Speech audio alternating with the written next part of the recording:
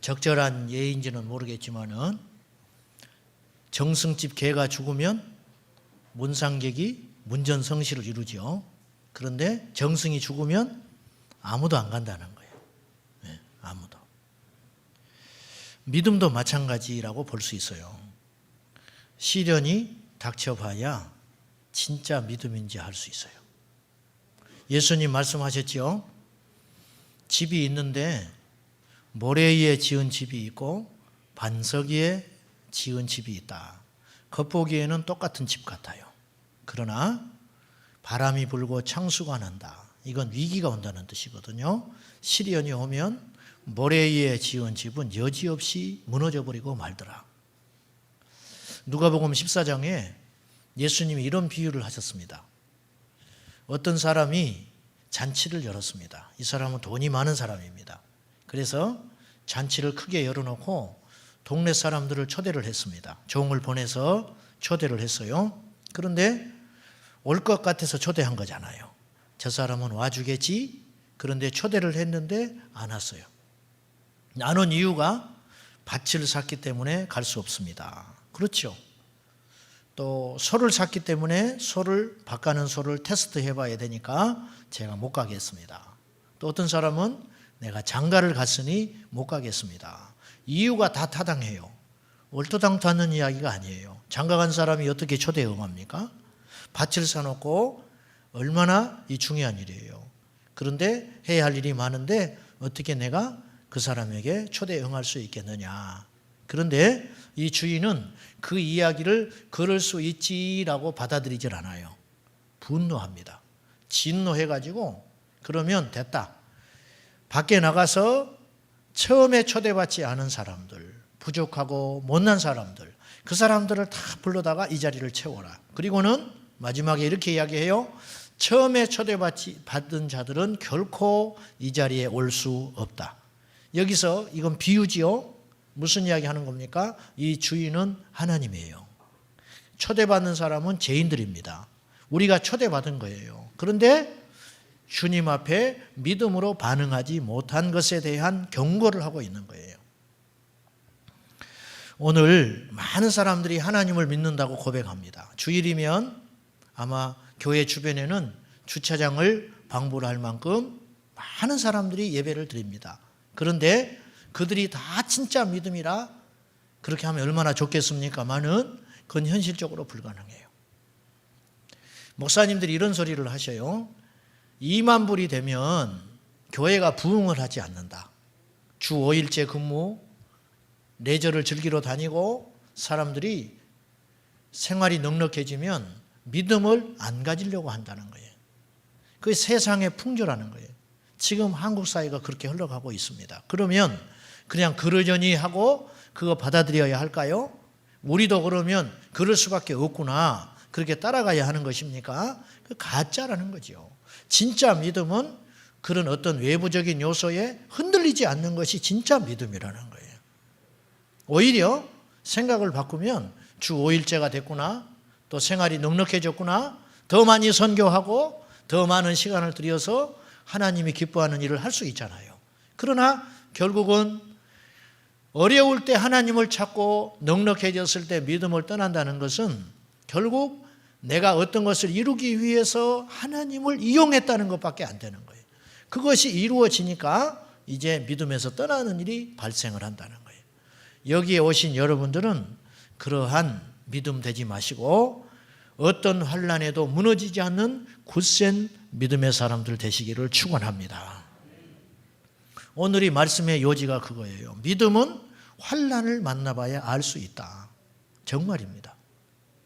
오늘 본문의 말씀에 베드로와 요한이 안진병이 40년 동안 안진병으로 살던 사나이를 고쳐줬습니다. 이로 인해 가지고 갈등이 생겼어요. 예수님을 전했습니다. 예수님의 이름으로 이 사람이 낫게 됐다. 그런데 사람들은 예수님을 인정하지 않으려고 합니다. 오히려 베드로와 요한을 감옥에 갖다 놓고 하룻밤을 지새우면서 협박하고 겁을 줬어요. 그런데 이 협박을 받은 베드로와 요한이 이렇게 대답을 합니다. 자, 19절 한번 봅시다. 베드로와 요한이 대답하여 아뢰되 하나님 앞에서 너희의 말을 듣는 것이 하나님의 말씀을 듣는 것보다 옳은가 판단하라. 우리는 보고 들은 것을 말하지 아니할 수 없다. 두 가지 요지를 이야기하는 거예요. 첫째는 어떤 경우에도 우리는 하나님 편에 설 수밖에 없다. 이게 믿음이에요. 어떤 경우에도 한번 생각해 봐라. 우리가 사람의 말을 들을 수 있다면 좋겠지만 하나님의 말씀이 분명한데 우리가 어떻게 하나님의 뜻을 거스릴 수 있겠느냐. 우리는 어떤 경우에도 하나님 편에 선다. 두 번째 요지, 우리에게는 절대 숨길 수 없는 확신이 있다. 그건 뭐냐? 우리가 부활하신 예수님 보았다. 우리가 부활하신 예수님에 대하여 들었다. 그런데 어찌 우리가 예수님의 부활을 외치지 않을 수 있겠냐? 왜 우리들의 믿음이 흔들립니까? 믿음이 흔들리는 사람들이 있어요. 또 왜 우리의 믿음은 항상 그 자리에 머물러 있습니까? 여러분도 좀 답답하시죠? 답답하고 안타깝고 그런 생각이 드실 거예요. 왜 나는 열심히 하나님을 제대로 믿고 싶고 그래서 성경 공부도 해보고 새벽 기도도 해보고 뭔가 교회 봉사도 열심히 해보지만 좀 하다가 또다시 제자리에 머물러 서는 우리들을 보게 됩니다. 그것이 헛된 일은 아니에요. 그것 때문에 우리가 그나마 여기까지 믿음으로 왔는데 그래도 만족스럽지 못하시죠? 그 근본적인 이유가 어디가 있을까? 왜 안 믿어질까? 또 믿는데 왜 지식적으로만 믿어지고 나의 삶까지는 안 움직이는 것일까? 이게 지금 우리가 갖고 있는 모두의 고민이에요. 고민. 답은 여기에 있다고 봐요. 우리는 하나님이 우리를 인도하시고 계시다는 절대 믿음이 부족해요. 베드로와 요한은 어려운 환난과 시련 앞에 고민을 하지 않아요. 자기들이 이렇게 하면 큰일 나겠지, 죽을지 살지 이런 걸 고민하지 않아요. 오직 하나님의 뜻이 어디에 있을까?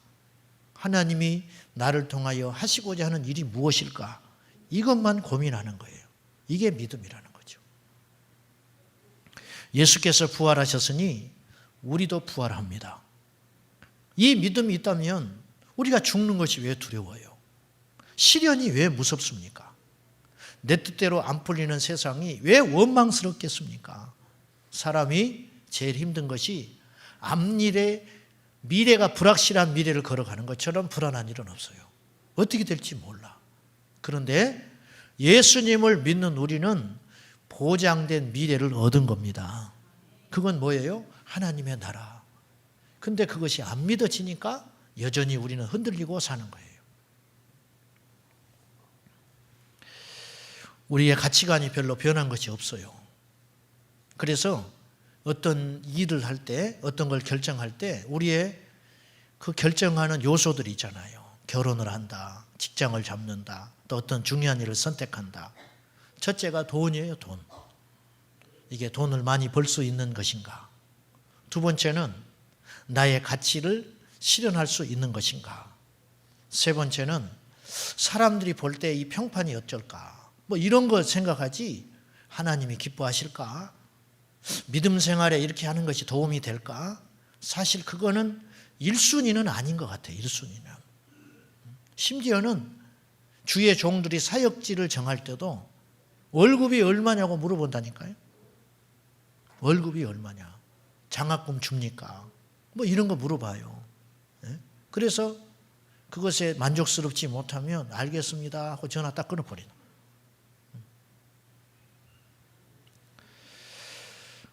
이것이 바뀌어야 진짜 믿음이에요.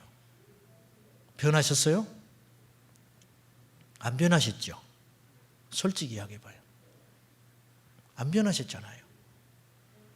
그래서 우리는 입술로만 주여 주여 부르고 있는 거예요. 이건 대단히 심각한 겁니다. 남 말할 것 없어요. 우리의 믿음을 잘 점검해 보자는 거예요.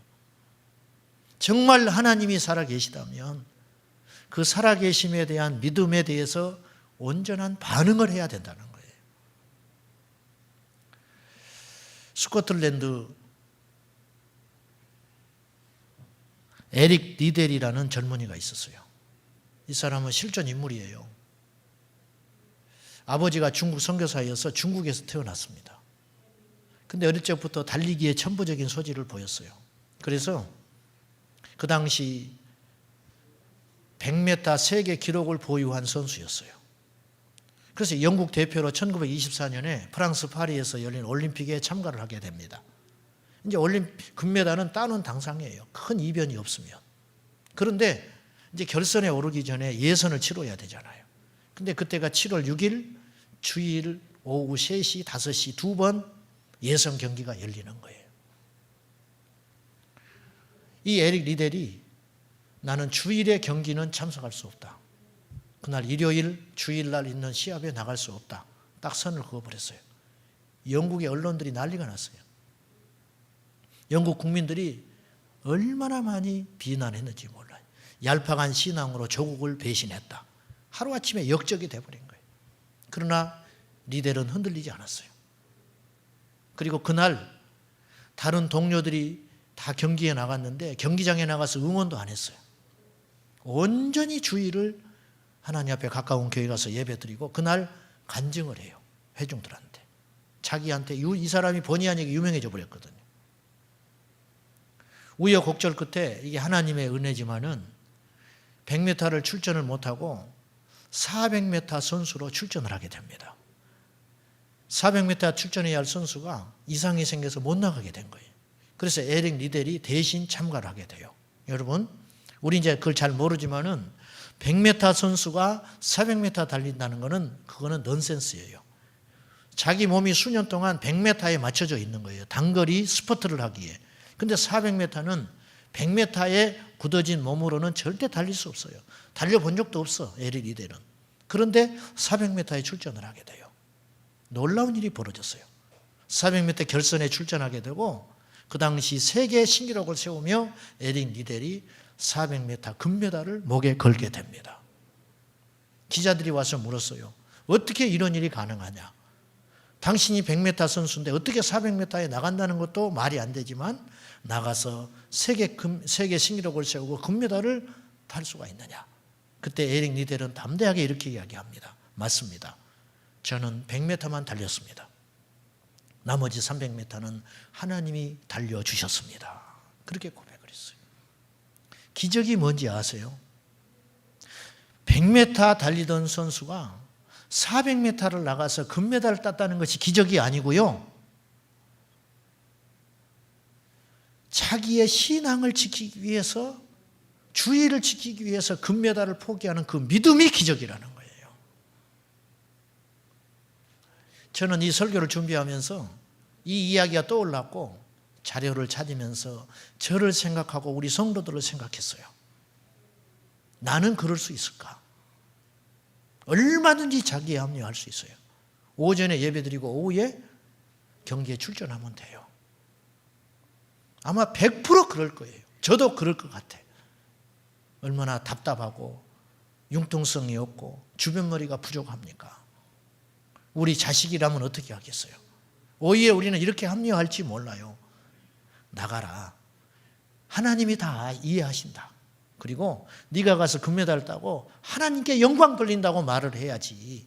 무슨 소리냐. 우린 100% 타협해버릴 거예요. 100%. 저는 그럴 것 같아요. 그래서 너무 마음이 답답했어요. 어떤 사람은 율법주의자라고 욕을 할지 몰라요.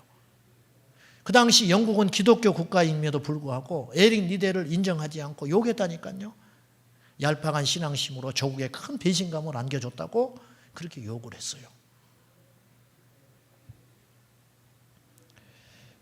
그는 금메달 딴 후에 그의 행보는 더 놀라웠어요. 중국에 선교사로 가서 열심히 복음을 전하다가 2차 대전에 휘말려가지고 포로 수용소에 2년을 지내게 됩니다. 그의 이야기가 나오는데 그의 증인들이 있어요. 포로 수용소 2년 동안 미소를 잃지 않고 그렇게 주변 사람들한테 사랑과 덕을 베풀었다는 거예요. 아쉽게도 43살의 나이에 1945년 그는 뇌 질환을 앓다가 포로 수용소에서 순교하고 맙니다. 하나님이 이 반듯하고 믿음이 좋은 젊은이를 왜 이렇게 일찍 데려가셨을까? 하나님이 하시는 일은 알 수 없지만 한 가지 분명한 것은 우리가 하나님을 향하여 믿음으로 반응하면 주님이 영광을 받으신다는 거예요. 진짜 믿음은 환난 날에 무너지지 않는 거예요. 평소에는 다 잘 믿어요. 경제적인 위기가 올 때, 사랑하는 사람을 잃게 됐을 때, 나의 직장이 불안해질 때, 그때도 하나님을 붙잡고 살 수 있느냐. 이게 진짜 믿음이라는 거예요. 이들은 협박을 받고 풀려납니다.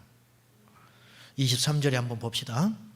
사도들이 노임의 그 동료에게 가서 제사장들과 장로들의 말을 다 알리니 그들이 듣고 한 마음으로 하나님께 소리를 높여 이르되 대주제여 천지와 바다와 그 가운데 만물을 지은 이시오. 여기서 이제 이들이 풀려납니다. 하루를 감옥에서 보내고 협박을 당했어요. 절대로 예수의 이름을 말하지 말아라. 절대로 예수가 부활했다느니 이런 쓸데없는 소리 하고 다니면 너희들은 한 번만 더 그러면 죽는 줄 알아라. 감옥의 생활 우리가 안 해봐서 그러라. 유병헌 씨가 죽었잖아요. 우리 생각에는 야 자수하면 되지. 감옥 생활하는 게 낫지 왜 죽었을까. 도망다니다가 어리석게. 그런데 감옥을 갔다 온 사람은 그 공포감이 이루 말할 수 없다는 거예요. 다시는 가려고 하지 않는다는 거예요. 그래서 피해 다녀서 산에서 혼자 쓸쓸하게 그렇게 병을 얻어서 죽었는지 어쨌는지 모르지만은 그런 비참한 최후를 맞이할 망정 감옥에는 안 가려고 한다는 거예요. 이들은 무시무시한 생활을 지내고 온 거예요. 그런데도 두려워하지 않아요. 더 놀라운 건 그들을 맞이하는 사람들의 반응이에요. 이 동료들에게 갔다고 그랬는데 이게 2명의 제자를 제외한 다른 제자들을 말하는 것인지 아니면 베드로의 설교를 듣고 5천 명이 회심했지요. 그래서 구성된 예루살렘 교회 공동체를 말하는 것인지 그건 확실하진 않아요. 그런데 아마 믿음으로 이제 확고하게 선 믿음의 무리들, 동료들 그들에게 가서 자기에게 일어난 이야기를 했어요. 우리가 예수를 전했는데 예수님의 부활을 전했는데 다시는 이렇게 하지 말라 하더라. 만약에 우리라면 제가 감옥에 갔다 왔어요. 그래서 이제 다시는 여기 모이면 안 된다는 거예요. 우리 교회가. 앞으로 예수의 이름으로 여기서 모인다든지 예배를 한다든지 찬양한다든지 하면 다 잡아들인다. 그런 협박을 받고 내가 왔다고 여기서 이야기하면 여러분 어떻겠어요? 할렐루야 그러겠어요? 그냥 확 분위기가 죽을 것 같아. 큰일 났다. 이제 어떻게 하지? 너무 여러분 무시하는 것 같은데 내가. 그런 뜻이 아니고 그 현실이니까. 겁 안 나겠어요? 그리고 이제 이렇게 모이지 말자. 이렇게 너무 크게 모이면 눈에 띄니까 집에서 이제 좀 모이자. 셀로 모이고 교회에서는 당분간 모이지 말자. 아마 대부분이 그런 결정을 할 거라고요. 저부터서도 그렇게 하라고 할 거라고요. 그런데 이들은 역발상이에요. 하나님께 영광을 돌려요. 영광. 하나님 감사합니다. 이 천하 만물의 주인 되신 아버지. 이렇게 된 것이 하나님 뜻이라고까지 이야기를 하는 거예요. 한번 보시겠어요? 자, 이들이 다윗의 시편 2장을 가져와다가 이야기를 하는 거예요. 자, 25절에 보세요. 또 주의 종 우리 조상 다윗의 입을 통하여 성령으로 말씀하시기를 어찌하여 열방이 분노하며 족속들이 허사를 경영하였는고 세상의 군왕들이 나서며 관리들이 함께 모여 주와 그의 그리스도를 대적하도다 하시니로 소이다. 마치 이런 날이 올 줄 알았어. 당연한 거야. 그런 반응을 보이는 거예요. 그러면 그렇지. 우리가 생명을 얻는 것이 쉬운 일이겠어? 예수님의 복음이 핍박을 받는 건 당연한 일이지. 이렇게 반응을 하는 거예요. 놀랍지 않습니까? 이들이 지금 핍박당하고 있는 것은 이상한 일도 아니고 두려운 일은 더더욱 아니라는 거예요. 28절에 하나님의 권능과 뜻대로 이루려고 예정하신 그것을 행하려고 이 상에 모였나이다. 자기들이 지금 하나님께 뜻을 이루려고 모였다 그런 뜻이 아니고요. 우리를 핍박하는 저 무리들이 하나님의 예정 가운데 이런 일이 일어날 걸 알고 핍박의 도구로 저들을 사용하시려고 모이게 해 놓으셨습니다. 그런 뜻이에요. 현대어 성경에는 이 말을 이렇게 표현했어요. 주의 능력과 뜻에 의해 미리 정하신 이 일을 그들이 단지 이루는 것뿐입니다. 하나님의 능력이 나타내기 위해서는 악한 자도 있어야 한다는 거예요. 그래서 악의 도구로 저들을 예비해 놓으셨군요. 그러니까 두려워요, 안 두려워요? 시나리오대로 가는데 뭐가 두려워요? 이쯤 가면 웅덩이가 있어. 옛날에 가보니까 웅덩이가 있었어. 뭐가 두려워? 피해서 가면 되지. 이쪽쯤 가면 거북길이 나와. 이쪽에 가면 허수아비가 있다? 놀라지 마. 가짜니까. 하나도 안 무서운 거예요. 처음 가는 길이라면 무섭지요. 모르고 가는 길이라면 두렵지요. 그러나 하나님의 예정으로 다 일어난 일이다. 두렵지 않다. 여러분, 우리가 어려움을 만나요. 시련을 당한다니까요. 그러나 그것은 하나님의 계획과 섭리 안에 일어나는 일이에요. 두려워할 필요가 없다는 거예요. 아프리카 선교로 가신 선교사님이 어느 날 간지 얼마 안 돼가지고 비가 몹시 와서 갑자기 물이 불었어요. 그래서 이제 작은 강을 건너야 되는데 유속이 너무 빨라진 거예요. 근데 강을 건너려고 그러는데 원주민들이 와서 그 강을 같이 건너면서 커다란 돌덩이를 하나씩 주는 거예요. 그래서 돌을 하나 안았어요. 그래서 이 돌을 왜 저 건너편으로 가져가려고 하나. 근데 자기들도 다 돌을 하나씩 안았어. 잘 모르니까 그러나 보다 저쪽에 가서 이 돌을 쓰려고 하나 보다. 그리고는 그냥 따라서 돌을 안고 힘들지만 이 강 하나 건너는 것도 불편한 일인데 돌까지 안고 가방을 메고 자기들은 막 머리에 이고 이렇게 강을 건너고 있는 거예요. 따라서 건넜어. 건너다가 중간에 가서 이들이 왜 자기한테 돌을 줬는지를 알게 됐어요. 물살이 너무 센 거예요. 이 돌을 짊어지고 있으니까 물살을 버틸 수 있는 힘이 생기는 거예요. 이게 환난이에요. 한번 상상해 봅시다. 초대교회가 이런 핍박이 없었다면 초대교회가 탄생할 수 있었을까? 환영받는 교회였다면 초대교회는 무너져 버렸을 거예요. 초대교회는 탄생하면서부터 핍박을 받았습니다. 시련을 당했어요. 그래서 초대교회는 오직 예수님만 붙잡을 수밖에 없었어요. 그래서 이들은 겸손했어요. 그래서 이들은 죽기 살기로 복음만 전할 수밖에 없었어요. 오늘날 우리 현대 그리스도인들이 믿음이 약한 것도 이유가 있어요. 환난과 핍박이 없는 거예요. 그래서 작은 시련에서도 넘어지고 마는 거예요. 이들의 기도를 한번 살펴보시겠어요? 우리의 기도가 얼마나 이들의 기도와 차이가 나는지 한번 살펴보세요. 자, 29절과 30절 우리 같이 한번 읽어보십시다. 시작. 주여 이제도 그들의 위협함을 굽어 보시옵고 또 종들로 하여금 담대히 하나님의 말씀을 전하게 하여 주시오며 손을 내밀어 병을 낫게 하시옵고 표적과 기사가 거룩한 종 예수의 이름으로 이루어지게 하옵소서 하더라. 첫 번째 기도. 담대히 하나님 말씀을 전하게 해 주십시오. 보통의 경우 환난과 핍박이 일어나면 우리는 이렇게 기도할 수 있어요. 이 환난이 빨리 멈춰서게 해 주세요.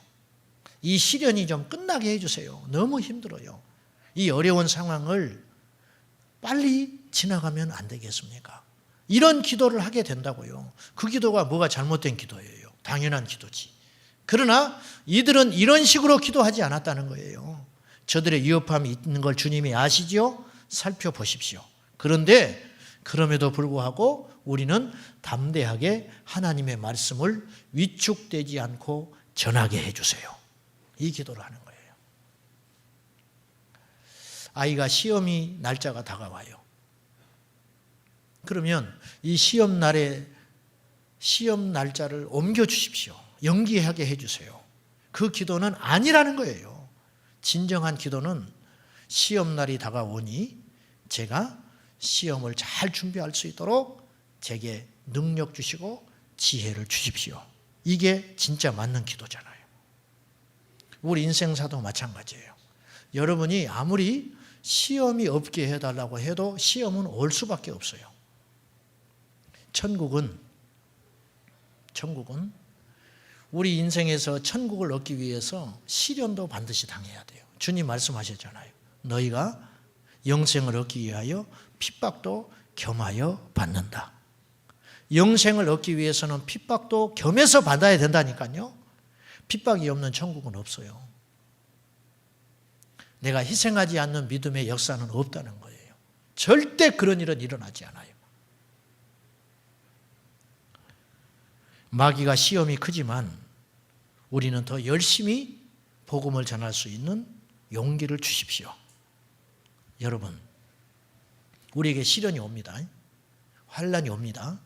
그 시련과 환난을 비껴가게 해달라고, 나에게는 이 시련이 없도록 해달라고 기도하지 마시고, 이 시련이 와도 무너지지 않는 용기와 믿음 달라고 기도하십시오. 이게 하나님의 뜻이에요. 여러분이 시험을 피할 수 있게 해달라고 해서 시험이 없어지던가요? 우리가 공기를 호흡하고 더군다나 예수를 믿어버리면 마귀는 더 공격해요. 왜 예수 믿는 우리들이 시련을 만날까? 왜 저렇게 맨날 기도하는 저 집사님은 일이 안 풀릴까? 이상한 일입니까? 이상한 일 아니에요. 교회는 공격받아요. 믿음으로 살려면 살수록 더 시련이 온다니까요. 그거 이상하다고 생각하지 마세요. 초대교회는 얼마나 큰 핍박을 받았습니까? 예수님의 제자들은 얼마나 큰 환난을 당했습니까? 진짜 믿음은 뭐냐? 진짜 기적과 축복과 응답은 무엇이냐? 그 시련 앞에 이들이 무너지지 않았다는 거예요. 이게 응답이에요. 이게 기적이에요. 이게 승리라고요. 교회에서 보면 내가 저 입장이라도 무너질 것 같아. 내가 저 입장이라도 교회 떠날 것 같아. 그런데 버텨. 목사인 나보다 더 큰 믿음이 있구나. 저는 완전히 껍질만 목사인 거예요. 제가 안 들켜서 그렇지. 속은 엉터릴 때가 많아요. 근데 무너지지 않아요. 그런 분들을 보면은 눈물이 날 정도로 감격스러워. 여러분, 시련이 오는 건 당연한 일이에요. 베드로 사도는 우리에게 위로합니다. 너희가 불같은 시험 만나는 걸 이상한 일 여기는 걸로 생각하지 마라. 오히려요, 내가 예수를 믿는데 왜 그렇게 편안할까? 편안한 사람들은 생각해 봐야 돼.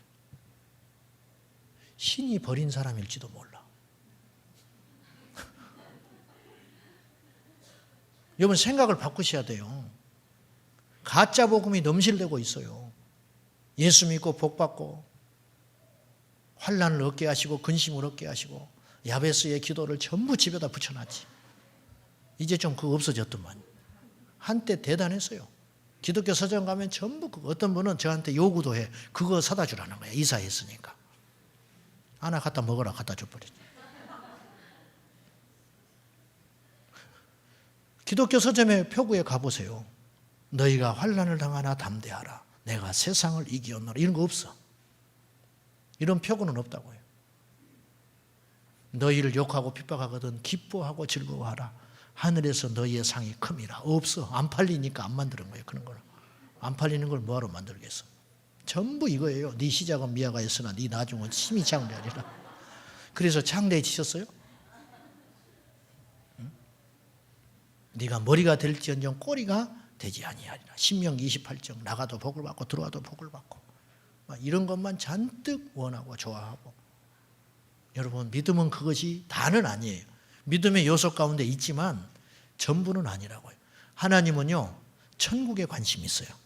우리를 천국에 데려가는 것이 예수 그리스도의 십자가의 죽으심의 사건이지, 이 땅에서 잘 먹고 잘 사는 건 천국 가기 위한 방편인 것뿐이라는 거예요. 본질을 찾아야겠지요. 두 번째 기도는 손을 내밀어 병자를 고치고 표적과 기사가 일어나게 해달라고 기도해요. 보세요. 지금 왜 야곱과 베드로와 요한이 이렇게 어려움을 당하게 된 겁니까? 안진병이를 고쳐서 일이 시작된 거예요. 그럼 대부분의 경우 안 한다고요, 이제는. 그런데 더 이런 일이 일어나게 해달라고 기도하는 거예요. 우리가 주의 일을 하다가 장애를 만나요. 그럼 안 해버려. 하나님 뜻이 아닌가 봐. 무조건 갖다 붙이기는 잘해. 어려움이 있다고 그것이 하나님의 뜻이 아니고 그 일이 잘 된다고 해서 하나님의 뜻이라고 할 수 있는가? 그건 그렇게 단정할 수 없어요.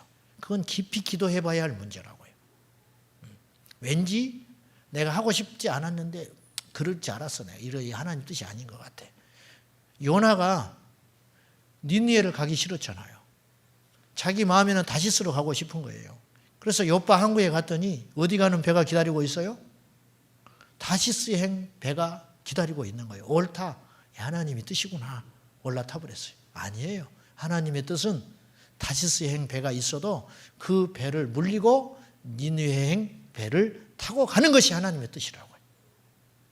병자 고쳐서 시련이 왔어요. 그럼 병자 고치면 안 되겠네. 아니요. 아니에요. 그럴지라도 하나님이 기뻐하는 일이라면 더 해야 됩니다.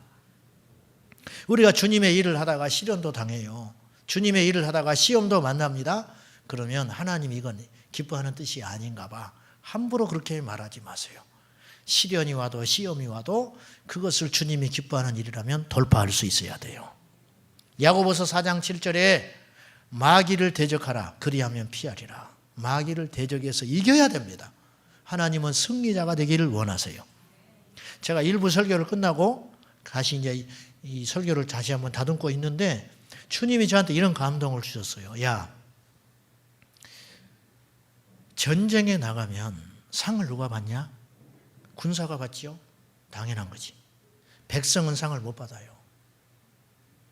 백성은 상을 못 받는 법이에요. 전쟁터에 나가서 공을 세운 자가 상을 받아요. 천국에 가서 상은 누가 받느냐? 주님의 군사가 받는다. 일꾼이 상급 받는 것이지 구경꾼은 상 못 받아요. 백성은 상 못 받아요. 주의 일에 힘쓰는 자가 돼야 돼요. 전도하고 예배하고 하나님을 소리 높여 경배하고 힘들지요. 체력이 안 되고 시간이 안 되고 앞으로 갈수록 우리의 시간을 마귀가 빼앗아 갈 거예요.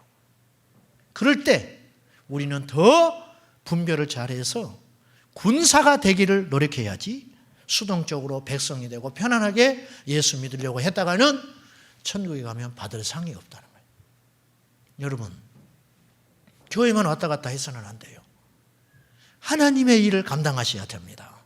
구경꾼 되지 마세요. 마귀를 대적해서 승리하세요. 마귀와 이겨야 됩니다. 마귀는 겁쟁이에요. 우리가 믿음으로 나가면 마귀는 떠나가게 돼 있어요. 믿음은 자동문이라고 저는 생각해요. 문이 닫혀 있습니다. 그러나 내가 믿음을 가지고 그 문을 향하여 가면 그 문이 열리게 돼 있어요. 이게 믿음이에요. 문이 닫혀져 있네. 아이고 틀렸다. 앉아 있으면 죽을 때까지 못 들어가는 거예요. 장애가 있지만 전진하면 주께서 환경을 열어주신다는 거예요. 내가 감당할 여력이 안 되는 거예요. 그러나 그 일이 주님이 기뻐하는 일이라면 아낌없이 달려가라는 거예요. 주님이 힘도 주시고 감당할 수 있는 사람도 붙여주시고 능력도 베풀어 주실 줄로 믿습니다. 그래서 우리는 승전가를 부르며 군사가 되어서 천국에 입성하게 되는 거예요. 사랑하는 여러분, 군사 옆에서 짐꾼 들어주는 백성으로 천국 가지 말고 악한 마귀를 대적하고 이겨 그리스도의 군사로 승리하며 천국에 갑시다. 진정한 기도의 응답이 무엇이냐? 우리 뜻대로 되는 게 아니라는 거예요. 이들이 어려움을 만났지만 주님이 기뻐하는 기도를 했어요. 어려우니까 잠깐 쉬겠습니다. 그렇게 하지 않았다는 거예요. 어려움이 크지만 우리는 담대히 하나님 말씀 전하겠고 여전히 병든 자를 고쳐서 하나님의 살아계신 능력이 우리를 통해서 나타나게 해 주십시오. 하나님이 그 기도를 얼마나 기뻐하셨는지 31절에 땅이 진동하고 성령이 충만하여 이들이 담대히 하나님의 말씀을 전했어요. 뜻이 이루어진 거예요. 진정한 기도는 하나님의 뜻이 하늘에서 이룬 것처럼 이 땅에서 이루어지는 거예요. 그 뜻을 이루기 위해서 우리는 때로 십자가도 져야 되고 때로는 시련도 당해야 되고 예수님처럼 십자가의 짐, 피 흘림의 역사도 우리에게 필요할지 몰라요. 이상 목사님 80년대부터 북한 선교를 하기 시작했는데 그분이 이런 이야기를 하셨어요. 중국에 갔을 때 북한에서 탈북자가 30명이 넘어왔어요. 이들이 북한의 지하교회 사람들이에요. 그러니까 한 지역에 믿는 지하교회 성도들이 동시에 중국으로 와버린 거예요. 이들을 만났어요. 신앙의 자유를 찾아서 중국에 넘어온 거예요. 이 목사님이 얼마나 감격하고, 그런데 큰 짐이 생겼어요. 이들을 어떻게 남한으로 데려가냐. 무지무지한 돈이 드는 거예요. 그래서 미국에 있는 집을 자기가 팔려고 그랬대요. 돈을 만들어서라도 이분들을 다 남한으로 데려가야겠다. 그래가지고 이제 그렇게 이야기를 했는데, 그 중에 대표격이 되는 노인이 한 분 계셨어요. 이분이 자, 이제 우리 준비 잘해서 전부 남한으로 내려갑시다. 그랬더니 이분이 잠깐만요, 목사님, 제가 하나님께 기도해보고 물어보고 오겠다고 하는. 아니 뭘 물어보냐고, 여기까지 왔는데 일단 넘어가야 됩니다. 일단 살아야 됩니다. 신앙의 자유를 찾아서 갑시다. 그랬더니 기다리라고. 한 30분 있다 왔어요. 그러면서 이분이 이렇게 이야기하는 거예요. 다시 북한으로 들어가야 된다는 거예요. 아니 왜 북한으로 들어가냐고. 이제 들어가면 다 죽는다. 하나님이 이렇게 말씀하셨다는 거예요. 내가 힘이 없어서 너희들을 북한에 남겨둔 줄 아느냐. 그렇게 말하셨다는 거예요. 그래서 자기들은 들어가야 된다는 거예요. 할 말이 없는 거예요. 할 말이 없는 거예요. 한 사람도 반대하지 않아요. 전부 비장한 각오로 다시 짐 싸서 줄 지어가지고 북한으로 가버렸어요. 훗날에 이분이 들었어요. 가자마자 절반은 몽둥이로 맞아 죽었어요. 현장에서. 그 중에 절반은 사상범으로 수용소에 들어가서 3년 안에 전부 순교해버렸어요. 이 소식을 오랜 시간이 지난 다음에 들었어요. 여러분, 하나님이 무능해서 그들을 몽둥이로 때릴 때 침묵하시고, 수용소에서 모진 모욕과 고난을 당하고 죽을 때 하나님이 침묵하셨겠냐? 아니라 하나님의 뜻이 그것을 통해서 이루어지는 거예요. 여러분, 우리가 환난 앞에서도 무너지지 않고 시련 앞에서도 무너지지 않는 진짜 믿음, 그 믿음 가지고 이 세상에 살아가면 하늘에 계신 그분의 이름이 영광을 받으실 거 아닙니까? 이것이 응답이고 우리가 걸어가야 할 길이라는 거예요. 인천에 있는 어떤 교회는 감리교인데 거기에 교회 첫째 표가 이거래요. 교회 목표. 순교하는 교회. 재수 없어. 그런 교회를 누가 가? 세상의 주보에다가 우리 교회의 목표는 순교자가 나오는 교회가 되는 것이 우리 교회의 목표라.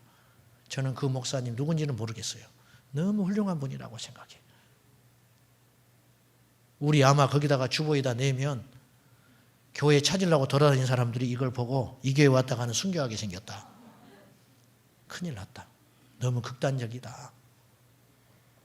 이 시대는요, 정신 차려야 됩니다. 극단적으로 죽기 살기로 주님 붙잡지 않으면 마귀가 코베 가요. 세상에 쓸려간다고요.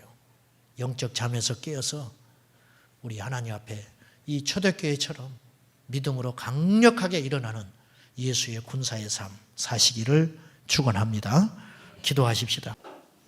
여러분, 예수님 믿으시죠? 우리는 예수님을 믿는데 사람들은 우리더러 예수 믿는 사람 같지 않다. 그렇게 직접으로 말은 안 하지만은 그런 비난을 지금 이 땅의 그리스도인들이 받는 경우들이 많습니다. 예수님을 믿는다고 할 때 그 믿음이라고 하는 것은 두 종류의 믿음이 있습니다. 지식적으로 하나님의 존재를 믿는 것, 그것도 믿음입니다. 서울이 있다고 믿어야 지방에 있는 사람들이 서울에 가보지 않았지만 서울이 거기 있지, 믿는 거지요. 그러나 그것이 나에게 아무런 영향력이 없어요. 진짜 믿음은 뭔가? 그분을 믿는다고 할 때 그 믿는 대상이 나의 삶에 지대한 영향을 미칠 때 그것을 진짜 믿음, 살아있는 믿음, 그렇게 표현합니다. 우리 교회에 오시면 우리 2층에 보살집이 있잖아요. 그래서 좀 제 마음이 좀 안 좋았어요. 그래가지고 저 같으면 있으면 안 들어오거든요. 근데 거기를 들어왔어요. 그래가지고 저를 찾아왔더라고요. 잘 지내자고 찾아오셨길래 제가 나이는 저보다 많고 또 같이 겪어보니까 사람 자체는 참 좋으세요. 그런데 제가 무례하게 처음에 저한테 잘 지내자고 인사를 왔길래 어떻게 내가 당신하고 잘 지내겠냐 제가 그랬어요. 그러면서 단도직입적으로 하나님이 살아계신 거 아시지요? 제가 그랬어요. 모른다 그러면 가짜거든요. 안다고 하더라고. 그래서 이 가짜는 아니구나 내가 속으로 하나님이 살아계신 걸 안다는 거예요. 그래서 내가 그랬어요. 그럼 왜 하나님이 기뻐하지 않는 걸 섬기느냐? 하나님께 나와야지. 예수를 믿어야지. 그랬더니 자기도 이걸 안 받기 위해서 몸부림을 쳤는데 하나밖에 없는 자기 아들한테 들어간다고 하길래 할 수 없이 자기가 받았다 이거예요. 이분이 믿음이 있죠. 어떤 믿음? 하나님이 살아계시다. 그런 믿음이 있더라고요. 그러나 그 믿음을 가지고는 천국 못 갑니다. 지난 부흥회 때 우리 교회로 오셨어요. 이분이 나는 못 봤는데 그래서 내가 이분을 꺾으려고만 했는데 굴복을 시키려는 마음이 조금 내 안에 있었던 것 같아요. 그런데 이분을 교회로 인도를 해야겠구나. 그런 소망이 생겼습니다. 저는 1999년 5월 4일 날 목사 안수를 받았습니다. 저는 불신자의 집안에 태어나서 목사만 되고 싶었던 사람입니다. 신기하죠? 대부분 별로 되려고 하지 않고 또 두드러 맞고 병들어서 예수 믿고 또 목사의 길을 걷고 그러는 경우들이 많다고 하시는데 저는 누가 시키지도 않았는데 목사만 되고 싶은 거예요. 그 마음도 제 마음은 아닌데 아무튼 그래서 제가 원하고 사모하던 목사가 되는 날이 된 거예요. 그 전날 잠이 안 오더라고요. 잘. 기쁘고 감격스럽고 좋은 날이라기보다는 왠지 깊은 무거운 부담감이 그전까지는 그렇게 생각하지 않았는데 마냥 좋기만 했는데 목사 되는 것이 된다고 생각하니까 그 전날 잠을 설칠 만큼 굉장히 무거운 거예요. 그리고 안수를 받았습니다. 목사 안수를 받을 때 나도 모르게 내 눈에서 눈물이 났는데 안수를 받으면서 드는 내 안의 느낌은 이런 것이었어요. 이제는 돌아올 수 없는 강을 건넜구나. 그전에는 좀 싫으면 안 할 수도 있겠다 생각을 했었어요. 그런데 이제는 어디 가도 목사구나. 나의 운명이 정해져 버렸구나. 정말 제대로 잘 살아야겠구나. 이제 그런 생각을 하게 됐어요. 오늘 임직받는 여러분들도 아마 그런 생각이 있을 겁니다. 어제 조금 기쁘기도 하겠지만 굉장히 부담스러운 마음을 가지고 오늘 여러분이 이 자리에 오셨을지 모르겠습니다. 제가 말씀드리려고 하는 건 이거예요. 그래서 목사가 됐어요. 저는 목사가 되면 굉장히 달라질 줄 알았어, 내가. 안 달라지는 거예요. 한 가지 달라진 게 있었어요.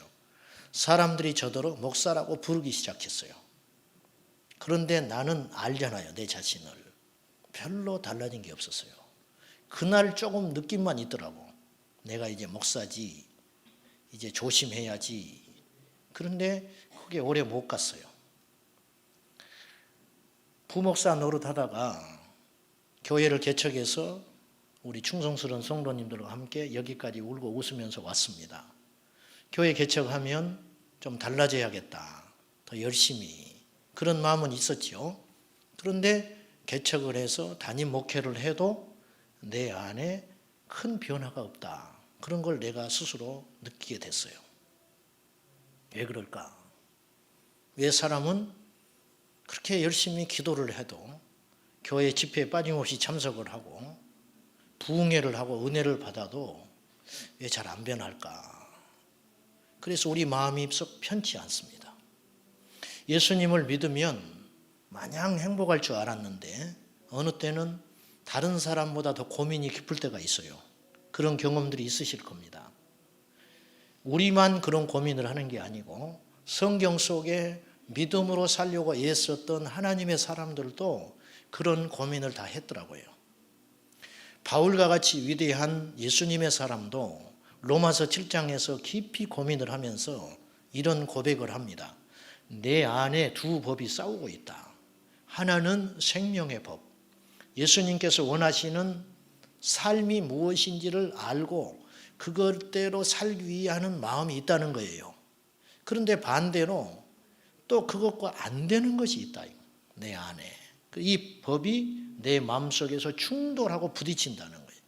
그래서 급기야 바울은 이런 고백을 해요. 나는 곤고한 사람이다. 피곤해 죽겠다는 거예요. 너무 힘들지요. 마음속에 전쟁이 계속 일어나니까. 옛날에는 죄가 아니었는데 예수님 믿고 나니까 그것이 죄인 줄 알게 됐어요. 옛날에는 당연하게 정당한 권리라고 주장했던 것도 이제는 예수님 믿으니까 안 된다는 걸 알게 된 거예요. 제가 작은 개척교회를 봉사하고 있을 때입니다.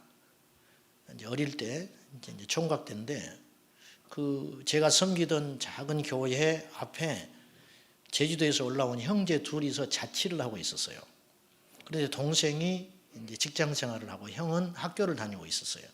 근데 동생이 먼저 예수를 믿고 형을 전도를 해가지고 가끔 이제 교회를 나오는 정도, 이제 초보 신자가 있었습니다. 어느 날 교회를 갔다가 집으로 가면서 그분이 생각이 났어요. 그 동생이, 형은 이제 교회를 자주 안 나오니까. 그래서 그 동생을 만나기 위해서 그 자취방 하는 집에를 들어갔어요. 그래서 노크를 하고 문을 열고 들어갔더니 동생은 없고 형이 있는 거예요.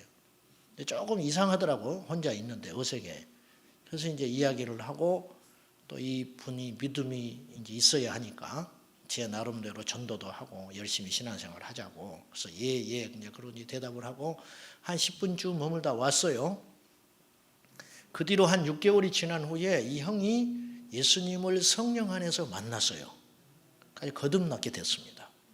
그러면서 저에게 이 말을 하는 거예요. 그때 자기를 찾아왔을 때 혼자 담배를 피우고 있었다는 거예요. 그러다가 자기가 담배를 이렇게 피우고 있다가 내가 들어오니까 너무 당황이 돼가지고 이불을 덮었다는 거예요. 이불을 덮어가지고 손으로 한쪽에 이불 속에서 담배를 붙잡고 있고 저는 계속 이야기를 하고 얼마나 눈치가 없는 거예요. 밑에는 담배불이 타고 있는데 지금 앞에 있는 인간은 가지도 않고 전도사라고. 근데 가고 난 다음에 자기가 너무 비참했더라는 거예요. 이렇게 비참할 수 없다는 거예요. 그것이 하나님이 주신 마음이죠. 그러면서 그때 담배를 끊게 됐어요. 이분이. 자기가 너무 싫다는 거예요. 그러면서 담배를 끊고 교회 생활을 하다 보니까 믿음이 많이 커가더라는 거예요. 그런 자신을 느꼈노라. 그렇게 고백을 해요. 그래서 이분은 나중에 아주 잘 믿음으로 잘 성장하는 그리스도인이 됐어요. 사람을 의식하지 않고 산다는 건 거짓말이죠. 누구든지 사람의 시야나 눈에서 자유로울 수는 없어요.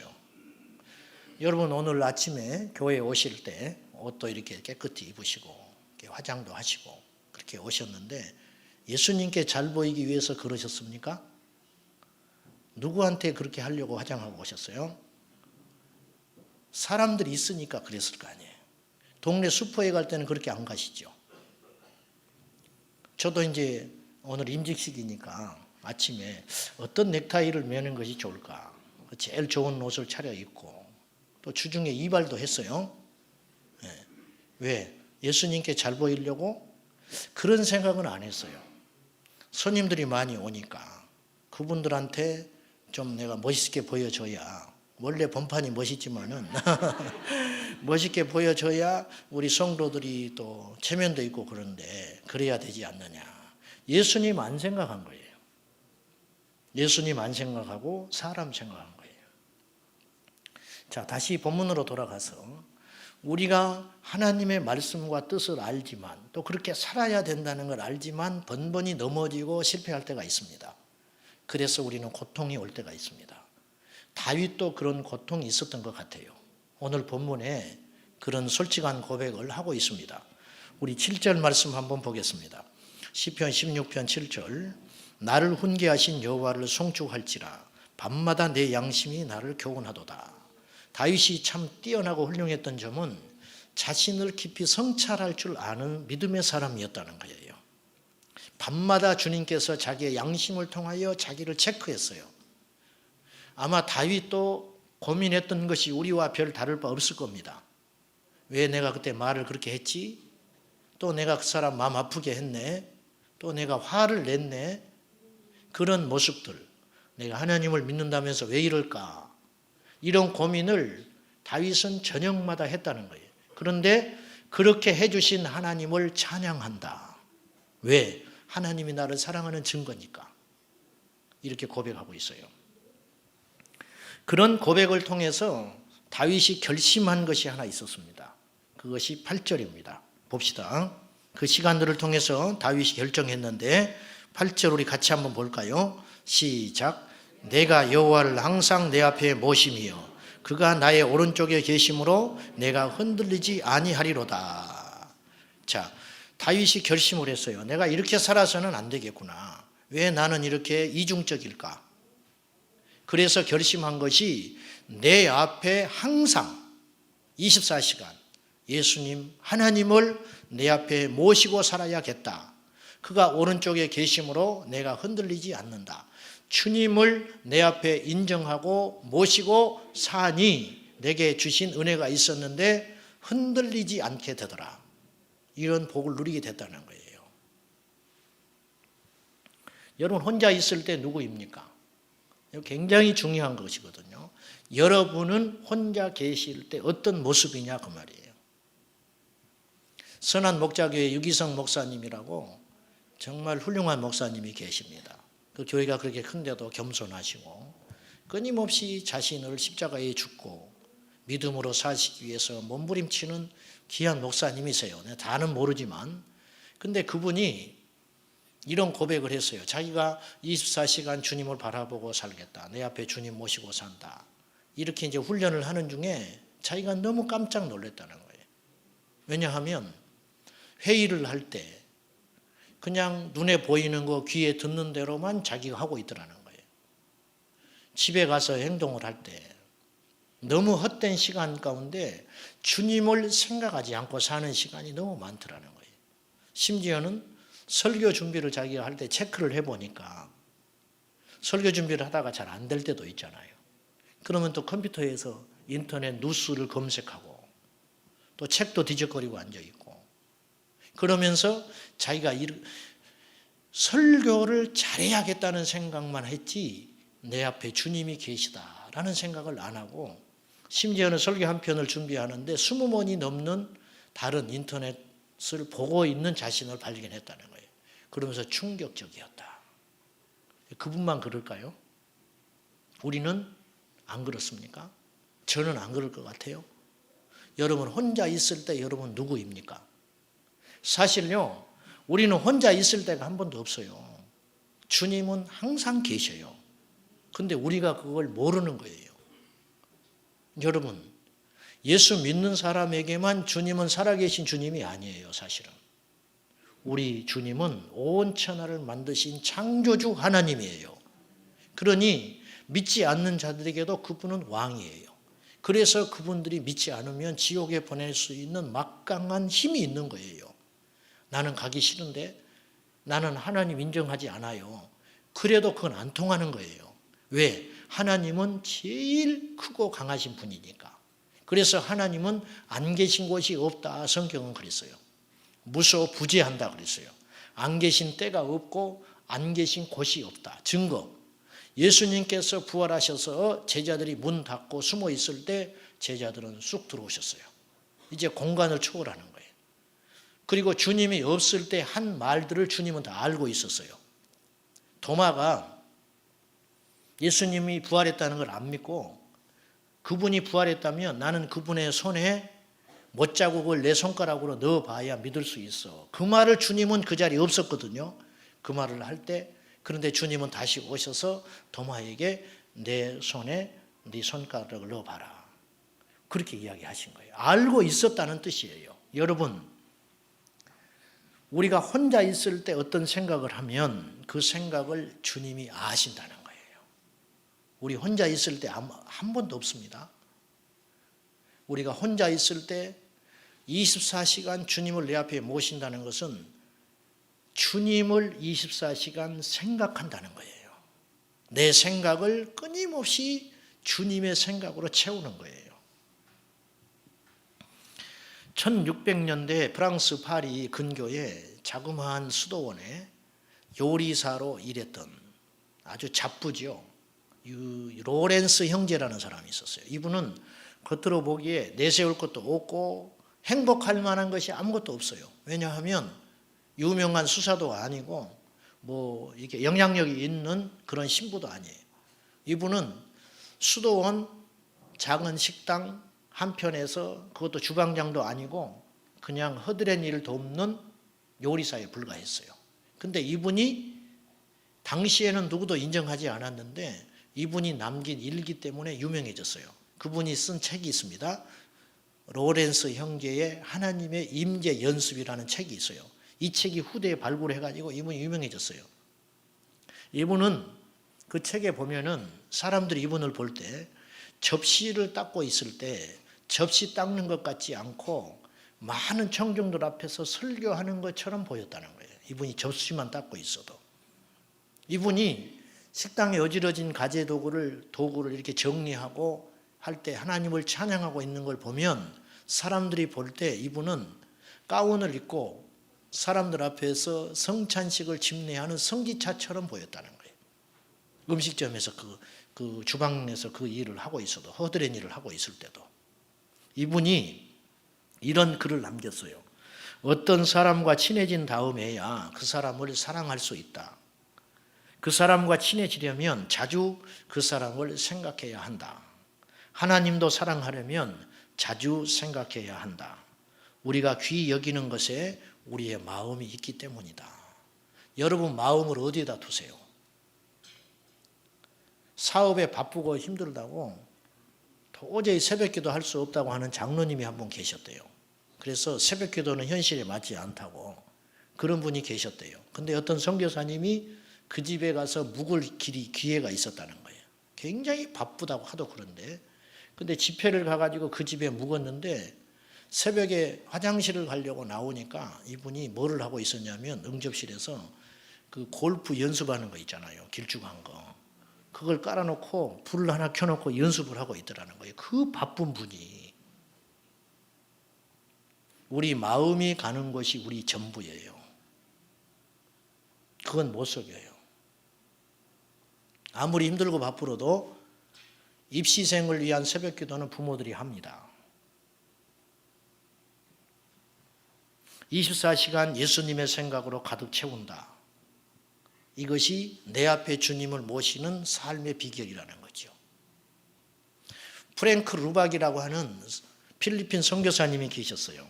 이분은 45세가 될 때까지 자기 신앙생활에 만족하지를 못했어요. 무슨 말인지 이해되시죠? 내 신앙생활에 만족을 못하고 산 거예요. 그러던 어느 날 1930년 1월 1일 이분은 거룩한 시험을 하기 시작했어요. 자기 스스로에게. 매 시간 매 분마다 주님 바라보고 인도하기를 구하기 시작했다는 거예요. 1930년 1월 20날 일기에 이 프랭크 루박 박사는 다음과 같은 글을 남겼어요. 나는 목사와 선교사로 15년을 섬겨왔지만 하루 종일 주님의 뜻을 따르는 삶을 살아보지 못했다. 그러나 2년 전 나의 삶에 대해 심히 불만을 느끼고 15분이나 30분마다 나의 행동을 하나님의 뜻에 비추어 보는 노력을 하기 시작했다. 나는 깨어있는 동안에 쉬지 않고 주님, 제가 무슨 말을 하기 원하십니까? 지금 이 순간 어떻게 행하기를 원하십니까? 그렇게 질문을 하며 마음속에 들리는 세미한 음성에 귀를 기울여 보기 시작했다. 이렇게 결심했다는 거예요. 여러분, 이 결심이 굉장히 중요합니다. 성령 충만이 뭡니까? 펄펄 뛰는 것만은 아니에요. 펄펄 뛰던 사람도 쓰러져 가지고 교회도 제대로 안 나오는 사람도 저희들은 숱하게 봤잖아요. 부흥회 때 손 들고 근데 자기 성질 하나 못 고치는 사람도 있었잖아요. 기적이 뭡니까? 기적은 일반적 용어가 뭐냐면 내 힘으로, 인간의 힘으로 할 수 없는 일이 일어나는 게 기적이에요. 그런데 진짜 기적이 있어요. 주님을 만나서 변화되는 게 기적이에요. 근데 안 되더라니까요. 잘 안 바뀌시잖아요. 여러분도 저를 볼 때 안 바뀐 게 있잖아요. 안 바뀌는 거예요. 진짜 기적이란 병든 자 고치는 것도 기적이지만 예수님을 24시간 묵상하고 사는 삶이 기적이에요. 그러면 그것이 그렇게 어려운 일인가? 주님은 우리에게 불가능한 걸 요구한 적이 없으세요. 우리가 정말로 우리의 생각을 주님께 두고 24시간 나의 생각을 예수님의 생각으로 가득 채우겠다고 결심하는 순간 주님이 우리에게 주는 선물이 있습니다. 그건 뭐냐? 주께서 마땅히 말할 것과 행동할 것을 가르쳐 주기 시작한다는 거예요. 이건 신비성도 아니에요. 당연한 거예요. 왜? 하나님은 살아 계시니까.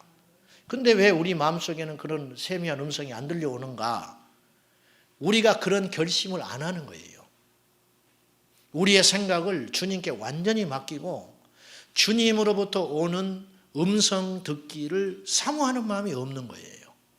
여러분, 이 시간 이후로 한번 해보자고요. 내 생각을 24시간 예수님의 생각만 하고 지금 내가 하는 말을 주님이 기뻐하는 말일까? 또 지금 내가 하려고 하는 행동이 주님이 원하시는 행동일까? 그걸 깊이 주님께 아뢰면 우리 마음속에서 주님이 말씀하기 시작해요. 이렇게 말해서는 안 된다. 이렇게 말해라. 이렇게 행동해서는 안 된다. 이렇게 행동하라. 분명히 하나님은 살아 계시기 때문에 계시하시고 가르쳐 주십니다. 우리는 이 하나님 믿습니다. 그렇잖아요? 그런 시도를 해야 한다는 거예요. 우리가 24시간 주님을 내 앞에 항상 모신다는 의미는 무슨 말이냐? 첫째는 생각을 24시간 예수님께 둔다는 뜻이고, 두 번째는 나의 다른 사람을 만났을 때, 그리고 어떤 환경에 처했을 때 주님을 바라보는 거예요. 미국 유타주는 그 몰몬 교도가 60% 이상 있답니다. 몰몬 교도는 그 이단이지만 삶은 굉장히 거룩하게 살려고 하는 사람들이에요. 구약에 치중해 사는 사람들이니까 율법적입니다. 그래서 유타주는 보수적이고 가족 중심의 문화가 발전되어 있고 술집을 그 길에서 잘 찾아보기 어려운 아주 보수적인 도시라는 거예요. 그런데 미국에서 사회 그 조사위원회에서 조사를 해봤는데 깜짝 놀란 결과가 나온 거예요. 미국 전역에 있는 이렇게 도시마다 성인 음란 영상물을 다운해서 받는 횟수를 조사를 해보니까 유타주가 미국에서 1등이 나온 거예요. 그렇게 보수적인 도시가 사실은 제일 영적으로는 타락한 모습을 보였다는 거예요. 우리나라도 그렇지만 미국도 도시마다 기독교인 비율이 많은 데가 있고 적은 데가 있어요.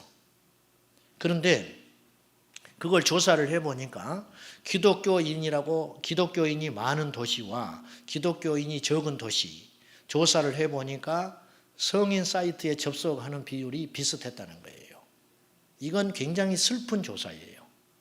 예수님을 믿는 사람이나 안 믿는 사람이나 혼자 있을 때 망가지는 건 똑같다는 거예요. 단지 차이가 난 게 하나 있었어요. 주일날은 적었어. 주일날은 교회를 가야 하니까. 그 미국만 그럴까요? 우리도 마찬가지라는 거예요. 여러분, 다시 한번 우리가 결심해야 할 것은 우리는 혼자 있지 않다는 거예요. 주님이 우리를 그냥 봐주고 있는 거예요. 우리 아이들이 무슨 속셈으로 그렇게 말하는지 대충 알지요. 부모를 위한 것 같아. 근데 사실은 자기를 위해서 그러는 거예요. 왜 거기를 가려고 하는지 알 수 있어요. 그러나 부모는 속아 넘어갑니다. 봐주는 거예요. 어느 날을 기다리면서 성숙해서 그걸 그만둘 때까지 기다려주잖아요. 우리 하나님도 마찬가지라는 거예요. 우리가 왜 그렇게 행동하며 왜 그렇게 말하고 왜 그런 생각을 품는지 아세요. 아는데 당장 벌을 안 내리시는 이유는 우리가 성숙해져서 완전한 하나님의 사람으로 성화될 때까지 인내하고 계시는 거예요. 근데 우리는 하나님이 없다고 생각해요. 그 순간에 하나님이 모를 거라고 생각하는 것 같아요. 어리석은 것이죠. 성경에 하나님이 없다 하는 자는 어리석은 자라 그랬어요. 우리가 사람을 만나고 있을 때, 그리고 견디기 힘든 상황에 처했을 때, 그때도 우리는 주님을 바라볼 수 있는가? 쉽지 않는 일이지만 이것이 우리에게 능력이 됩니다. 쉽지 않지만 이것이 우리의 힘이에요. 이게 진짜 그리스도인이에요. 외국인들이 우리나라에 오면 두 가지를 놀란다는 거예요. 첫째는 십자가가 너무 많아서 놀란다는 거예요. 건물마다 십자가가 있어요. 우리 교회도 있죠. 야, 이렇게 교회가 많구나. 호텔에 가서 밤에 야경을 보면 전부 십자가라는 거예요. 무덤 같다는 거예요. 무덤. 두 번째 놀랜데요. 이렇게 십자가가 많은데 똑같아요. 한국이. 다른 나라와 크게 다를 바 없이 음란하고 술문화는 발전해 있고 대전 문화가 성대하고, 그래서 두 번째 놀란다는 거예요. 그래서 들어올 때는 기대하고 왔다가 나갈 때는 실망하고 간다는 거예요. 이건 우리가 정말 들어야 할 이야기예요. 우리는 누구를 보면 이렇게 좋은 사람이 있죠. 마음에 드는 사람, 예쁜 사람이 있고 나쁜 사람이 있어요. 좋은 환경이 있고 좋지 못한 환경이 있죠. 그리고 이해가 되는 사람, 도무지 이해가 안 되는 사람이 있죠. 이 사람 왜 이러니 이해가 안 가요. 그것은 그렇게 판단이 되고 생각이 드는 이유는 그렇게 원인을 제공하는 그 사람도 문제지만 그렇게 밖에 볼 수 없는 우리들도 문제예요. 왜? 주님을 개입시키지 않기 때문이에요. 어느 교회에서 선거를 했는데 이분이 떨어졌어요. 떨어져가지고 너무 열받아가지고 자기 차 타고 집에 가버리려고 속상해서 주차장에 와서 차 시동을 걸고 가려고 그러는데 차가, 자기가 제일 먼저 일찍 나왔으니까 열받아가지고 차가 막혀 있는 거예요. 그래서 차를 뺄 수가 없잖아요. 시동은 걸어도. 그래서 크락션을 막 눌렀다는 거예요. 빨리 차 빼라고 말이야. 응? 나를 몰라보고 안 찍어줘? 내가 이놈의 교회 다니나 마나 한번 생각해 봐야겠다. 막 자기도 모르게 얼굴이 하얗게 돼가지고 성질이 나가지고 그러고 있었대요. 근데 그때 자기를 교회 학교 때 가르쳐 주신 선생님이 나이 많은 권사님이 계셨어. 그 교회에. 그분이 지나가다 그걸 봤어요. 창문 좀 열어봐. 왜 그렇게 화가 났어? 말을 못하지요. 창피해서. 이놈아, 사람이 떨어뜨린 것 같아? 눈물이 확 나버려. 그 한마디에. 사람이 너 떨어뜨린 것 같아? 왜 그래? 부끄러워서 말을 못하는 거예요. 우리는 안 그래요? 주님은 그 자리에 안 계신 거예요. 주님은 항상 계십니다. 우리가 호불호가 분명한 사람이 되면 안 돼요. 성숙한 성도와 미성숙한 성도의 차이점이 뭔지 아세요? 미성숙한 성도는 자기를 비난하면 불쾌하게 생각하고 자기를 칭찬하면 좋아해요. 그러나 성숙한 성도는 칭찬을 들으면 두려워합니다. 교만해질까 봐 두려워해요. 그리고 비난을 들으면 기도합니다. 이게 예수님을 항상 내 앞에 모시는 사람의 특징이라는 거예요. 저도 이렇게 설교는 그럴듯하게 하지만 그렇게 못 살 때가 태반입니다. 그래서 마음이 아프지요. 이렇게 살 때 하나님이 우리에게 부어주신 축복이 있습니다. 9절 말씀 한번 보시죠. 이러므로 이렇게 살았더니 내 앞에 항상 주님 모시고 살고 그분의 붙드심 가운데 내가 흔들리지 않게 살았더니 9절에 이러므로 세 가지의 복을 주셨어요. 나의 마음이 기쁘고 나의 영도 즐거워하며 육체도 안전히 살리라. 이런 복을 하나님이 주셨어요. 여러분, 주님 내 앞에 모시고 24시간 살면 내 마음이 기쁘다. 내 영이 즐거워한다. 내 육체가 안전하다. 믿으십니까? 주님이 주신 복이에요. 이것을 생명의 복이라고 해요. 제가 주님께 여쭸어요. 주님, 생명이 뭡니까? 저는 이 생명이라는 단어를 굉장히 좋아하거든요. 생명. 사망이라는 말은 얼마나 비극적인 말이에요. 천하를 얻어도 사망이면, 승승장구해도 사망이라면 무슨 필요가 있어요? 이 생명이라는 단어는 너무 귀한 말이에요. 생명은 예수다. 머리로는 알고 있는데 생명의 구체적인 표현이 뭡니까? 주께서 내게 주신 분명한 깨달음이 있었어요. 생명은 기쁨이야. 생명은 기쁨이래. 예수 안에만 생명이 있어요. 그래서 예수 믿는 사람은 기뻐하고 즐거워할 수 있어요. 좋은 일이 있어서 기뻐하는 건 다 기뻐해요. 그러나 주님을 내 앞에 모시고 사는 사람은 불행한 일도 행복한 일도 좋은 일도 나쁜 일도 없어요. 오직 한 가지만 있어요. 주님이 기뻐하는 일과 주님이 원치 않는 일. 그럼 우리가 로봇 같잖아요. 그리고 너무 인생에 재미가 없을 것 같잖아요. 좀 이탈도 하고 그래야 될 것 같지요. 여러분, 몰라서 하는 소리. 예수님 안에 있는 참된 기쁨을 몰라서 하는 소리예요. 주님 안에 있는 기쁨이 얼마나 큰지 압니까? 여러분, 주님 안에 그 기쁨 느끼십니까? 예수 안에 예배하는 기쁨. 술 드실 때뿐이에요. 저는 모르겠지만은 우리 고등학교 때 윤리 선생님 계셨는데 맨날 이 소리 했어요. 입에 달고 살았어요. 밤새껏 술 잡수고 아침에 와. 속쓰러 죽겠다.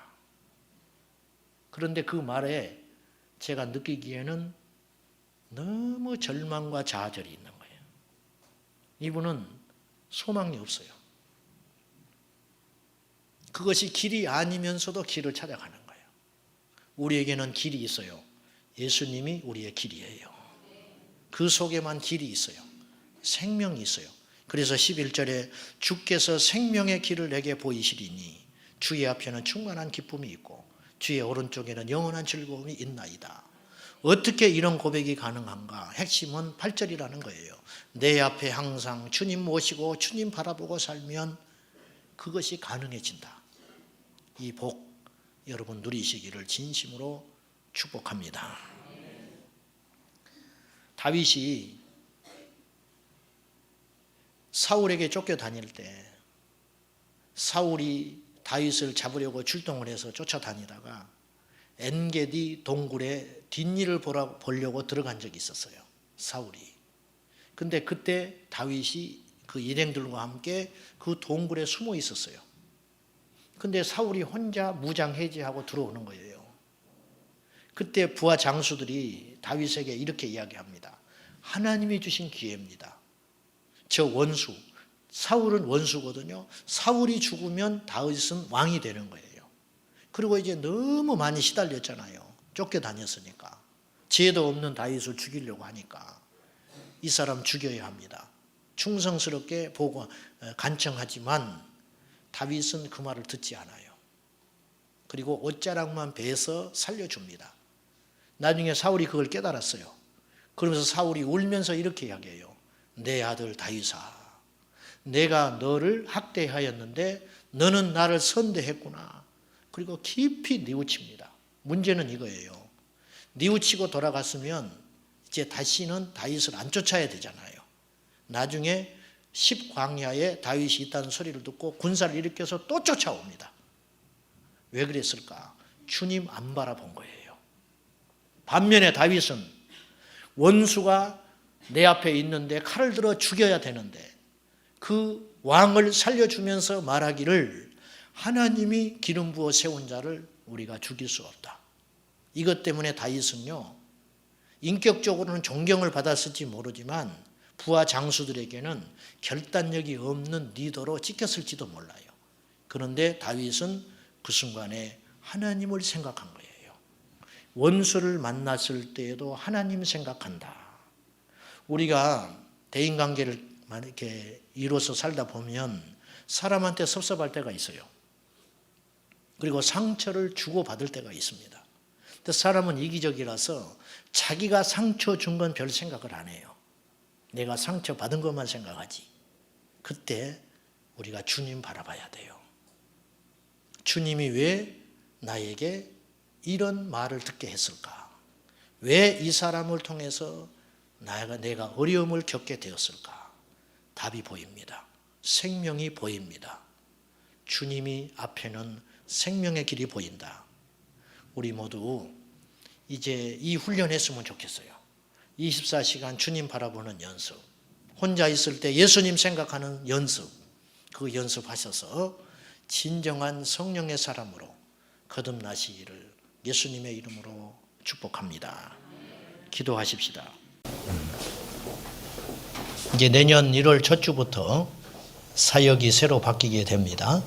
그래서 찬양대에 또 새로 많은 분들이 더 참여하실 것이고, 교회 학교 모든 부서에 1월 첫 주부터 새로운 멤버들이 또 새롭게 사역을 하게 될 것입니다. 여러분, 지금이 어느 때입니까? 때를 아는 것은 굉장히 중요한 이야기입니다. 사람은 봄에 해야 할 일이 있고 가을에 해야 할 일이 있습니다. 봄에는 절대 결실하지 못합니다. 그런데 가을에 씨를 뿌려서도 안 됩니다. 봄에 씨를 뿌려야지. 봄에 파종하는 시기를 놓쳐버리면 가을에 결실할 수 없습니다. 이거는 만고의 진리입니다. 성경은 우리에게 모든 일에 때와 한계가 있다. 그래서 만사에 기한이 있고 때가 있느니라. 자, 전도서 3장 1절 말씀에 그렇게 기록하고 있습니다. 우리 어른들의 눈으로 볼 때 우리 아이들이 참 답답합니다.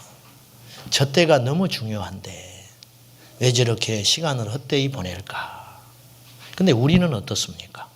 우리는 과연 지금 이 때가 어느 때인가 분별을 하고 계시는지 모르겠습니다. 오늘 2013년 12월 29일 마지막 주일 난 예배입니다. 이제 오늘을 끝으로 저는 신앙의 본질에 대한 설교를 마치고 내년에는 또 다른 내용을 가지고 여러분과 함께 설교를 하게 될 것입니다.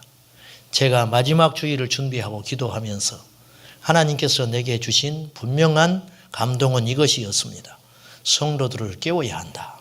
지금의 때가 어느 때인지. 2013년 12월 29일은 우리가 생각하는 크로노스의 시간이에요. 하나님이 생각하는 카이로스의 시간이 있는 거예요. 하나님의 시간. 이때가 어느 때인지를 외치라. 주께서 주신 감동이 있어서 오늘 우리가 한번 정말 중요한데 놓치고 있는 거. 우리 눈앞에 닥칠 일인데 놓쳐버리고 있는 거. 그거 다시 한번 각성하는 시간 가지려고 합니다. 오늘 베드로 사도는 지금부터 약 2000년 전, 그러니까 오늘 본문을 기록할 당시가 AD 64년 전후로 학자들은 이야기를 합니다. 그 당시는 어떤 시대냐면은 로마가 네로 황제 시절에 기독교인들을 잔혹하게 핍박할 당시였습니다.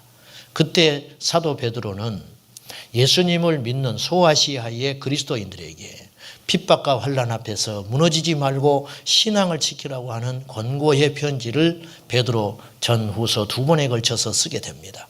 그때 베드로 사도가 그 당시를 뭐라고 정의했느냐. 7절 보시죠. 4장 7절에 보면은 만물의 마지막이 가까이 왔으니, 그때가 주님의 계시 가운데 있었던 베드로가 말하는 말이 마지막이라는 거예요. 만물의 끝이 왔다. 그러면 그때부터 약 2000년이 지났습니다. 그러면 지금은 얼마나 더 마지막이 되었느냐 하는 겁니다. 기억하십시오. 오늘 교회에 처음 오신 분이나 아니면 오래 다니신 분이나 또 주님이 다시 오실 걸 믿는 분이나 안 믿는 분이나 분명히 기억하고 들으셔야 됩니다. 성경은 우리에게 말하고 있습니다. 이 세상은 한계가 있다. 우리 인생에 한계가 있듯이 이 세상에도 만물의 마지막이 다가온다. 중요한 건 언젠지는 모른다. 요즘에 말세라는 표현들을 많이 합니다. 세상에서 곧 갖가지 학설이 등장합니다. 2012년 12월 21일에 종말이 온다고 작년에 서점에 2012년 종말에 대한 책들이 많이 쏟아졌습니다. 그 책들이 다 사라졌어요. 왜? 2013년이 되어도 종말이 안 왔으니까 이제 그 책들은 설 자리가 없게 됐지요. 그렇다고 해서 종말이 안 오는 것일까요? 천만에 그렇지 않습니다. 기독교인들 중에, 목사님들 중에, 주의 종들 중에 소위 깨어있다고 하시는 많은 분들이 극단적인 종말을 외치고 있습니다. 그래서 칩을 이야기합니다. 사람의 몸에 표식을 심어서 그것을 받는 자는 천국에 못 가고 지옥에 간다. 이런 이론들이 나오고 세계 정부가 앞으로 출범해가지고 그 세계 정부의 지도자가 등장하게 될 것인데 그 사람이 세계 통합을 이루어서 기독교를 박해하고 세계를 마귀의 손 아래 지배하는 날이 올 것이다. 맞습니다. 문제는 이것입니다. 어떤 양상으로 나타나든지 간에 이 세계는 하나님이 정해진 시간표에 의해서 종말을 향하여 가고 있다는 것입니다. 할렐루야. 저는 극단적 종말론자가 아닙니다. 그러나 성경은 분명히 말하고 있어요. 그러므로 그것을 우리가 인식해야 합니다. 이러쿵저러쿵 말이 많지만 그러나 한 가지 분명한 건 있어요. 마지막의 날은 다가오고 있고 그날과 그 시는 알지 못한다. 여러분, 아무리 기도를 많이 하고 아무리 사랑이 넘치고 아무리 사람들에게 공신력을 얻는 주의 종이라 할지라도 그날과 그 시를 함부로 선포하는 주의 종은 가짜입니다. 이단입니다. 왜? 성경은 이렇게 말해요. 마태복음 24장 36절에 주님께서 친히 말하시기를 그날과 그 시는 아무도 모르나니 하늘의 천사도 아들도 모르고 오직 아버지만 아시느니라. 예수님도 모른다고 하셨어요. 그런데 자기가 안다고 떠드는 것은 그건 교만한 것이에요. 신천지라고 하는 이단에서는 내년 봄에 종말이 온다. 14만 4천 명 인수 채우면 종말이 온다고 극렬하게 외치고 다니는 모양입니다. 속지 마십시오. 가짜 적그리스도입니다. 전부 마귀의 수하를 받고 있는 가짜고 사람들을 혼란에 빠뜨리게 하고 기독교를 망신시키려고 하는 사단의 전략입니다. 그러나 분명히 아십시오. 주님은 오십니다. 깨어 있어야 합니다. 그리고 한 가지 더 분명히 주님의 이름으로 여러분에게 권면하고 싶은 것이 있습니다. 어떻게 되겠지? 아닙니다. 분명합니다. 그리고 예수님이 저 공중에서 예수님이 십자가에 달려 죽으셨을 때 누구도 부활을 믿지 않았습니다. 그러나 그분은 약속대로 3일 만에 살아나셨어요. 그리고 그분을 목격한 자가 있습니다. 성경에는 분명히 있다고 했잖아요. 예수님이 죽었다가 다시 살아나 부활하신 것을 목격한 자가 있다. 할렐루야. 그처럼 죽은 자가 다시 살아날 걸 믿는다면 우리의 부활도 믿어야 할 것이고 주님이 약속하신 최후의 명령 다시 오마 그 약속도 이루어진다는 거예요. 문제는 이것이에요. 환난을 통과하고 주님을 만날 거라는 거예요. 여러분 어느 날 주님이 오셔가지고 우리를 휙 데려가시는 것도 아니고 주님이 재림하기 직전에 있을 일이 무엇이냐. 예수님이 무화과나무의 비유를 이야기했어요. 언젠가 봄인지를 잘 몰라요. 근데 공기가 달라져서 좀 따뜻해진 것 같아. 이 겨울에 입었던 무거운 옷들이 부담스러워. 그럼 봄이 온 거예요. 그리고는 무화과나무의 잎을 봐라. 무화과는 그 무화과 열매가 꽂히기 때문에 꽃이 안 핍니다. 그래서 꽃 피는 걸로 봐서는 몰라요. 그런데 무화과는 봄이 되면 무화과 열매가 생기기 시작하기 직전에 잎이 엷어진다는 거예요. 그러면 그걸 보고 알아라. 아, 봄이 왔구나. 이게 지혜라는 거예요. 세상 돌아가는 걸 보면 마지막이 왔다는 걸 정신을 차리고 알아야 한다. 그렇게 성경은 이야기하고 있는데 대표적으로 나타난 특징들이 있습니다. 예수 믿는 우리의 신앙의 위기가 온다는 거예요. 신앙의 위기가 와요. 여러분 영적으로 무장하지 않으면 마지막 날에 신앙의 절개 지키지를 못해요. 신앙의 절개를 지켜서 죽기를 각오하고 예수 믿어야만 하나님의 나라 갈 수 있다는 거예요. 성경에는 마태복음 24장을 여러분 집에 가셔서 자세히 한번 읽어보십시오. 많은 환난과 시련이 일어나는데 그 시련과 환난이 얼마나 큰지. 근데 이 환난은 예수님을 믿는 사람들에게 주는 환난이에요. 예수 믿는 사람들에게 어떤 혼란이 일어나느냐. 극심하게 혼란이 일어나가지고 많은 사람들이 믿음을 버리는 일이 일어날 거라는 거예요. 배교자가 나타난다는 거예요. 배교자. 고통이 오니까, 힘드니까. 사랑하는 여러분, 여러분에게 어려움이 오고 위기가 와도 예수님을 붙잡고 살 수 있는 믿음이 있으십니까? 이거 없으면 마지막 날에, 환난 날에 우수수 떨어집니다. 이런 사람을 일컬어서 성경엔 뭐라고 했냐면 가라지라고 했습니다. 가라지는 떨어져요. 알곡 신앙 되시기를 축원합니다. 믿음이 진짜여야 한다는 거예요. 가짜 믿음이 있어요. 가짜 믿음. 제가 이 강단에서 8년 동안 외친 설교가 그거예요. 가짜 그리스도인 되지 말자. 참으로 믿는 자가 돼야 된다. 교회에 오래 다닌 경력이 의미가 없다. 모태신앙도 의미가 없다. 내가 목사가 된 것이 의미가 없다. 그것은 전혀 상관없는 문제이다. 우리의 이름이 하나님 나라의 생명책에 기록이 되어 있느냐. 이게 중요하다는 거예요. 이게. 사람들은 지금 언제에 초점을 맞추는 것 같아요. 언제 주님이 오시나. 그건 잘못된 신앙이라는 거예요. 언제가 아니라 우리는 어떻게 준비할 것인가. 이게 중요한 거예요. 시험 날짜가 발표가 됐어요. 아이고, 한 달 남았네, 2달 남았네, 열흘 남았네, 걱정만 하고 있어요. 그것이 중요한 게 아니죠. 날짜가 발표됐다는 건 뭘 의미하는 겁니까? 준비하라, 준비하라. 주님이 지금 오시든 100년 후에 오든 내가 준비되어 있으면 두려움이 없잖아요. 그 준비를 해야 한다고 말이죠. 오늘 말씀에 종말을 살고 있는 우리 그리스도인들에게 마지막 날에 깨어서 준비할 것을 몇 가지 성령 안에서 당부하고 있습니다. 첫째로 한번 따라 하실까요? 정신을 차리고 기도하십시오. 7절 너희는 정신을 차리고 근신하여 기도하라. 정신을 차리고 근신하여 기도하라. 여러분, 정신 차려야 돼요. 똑똑해도 잠들어 버리면 필요가 없는 겁니다.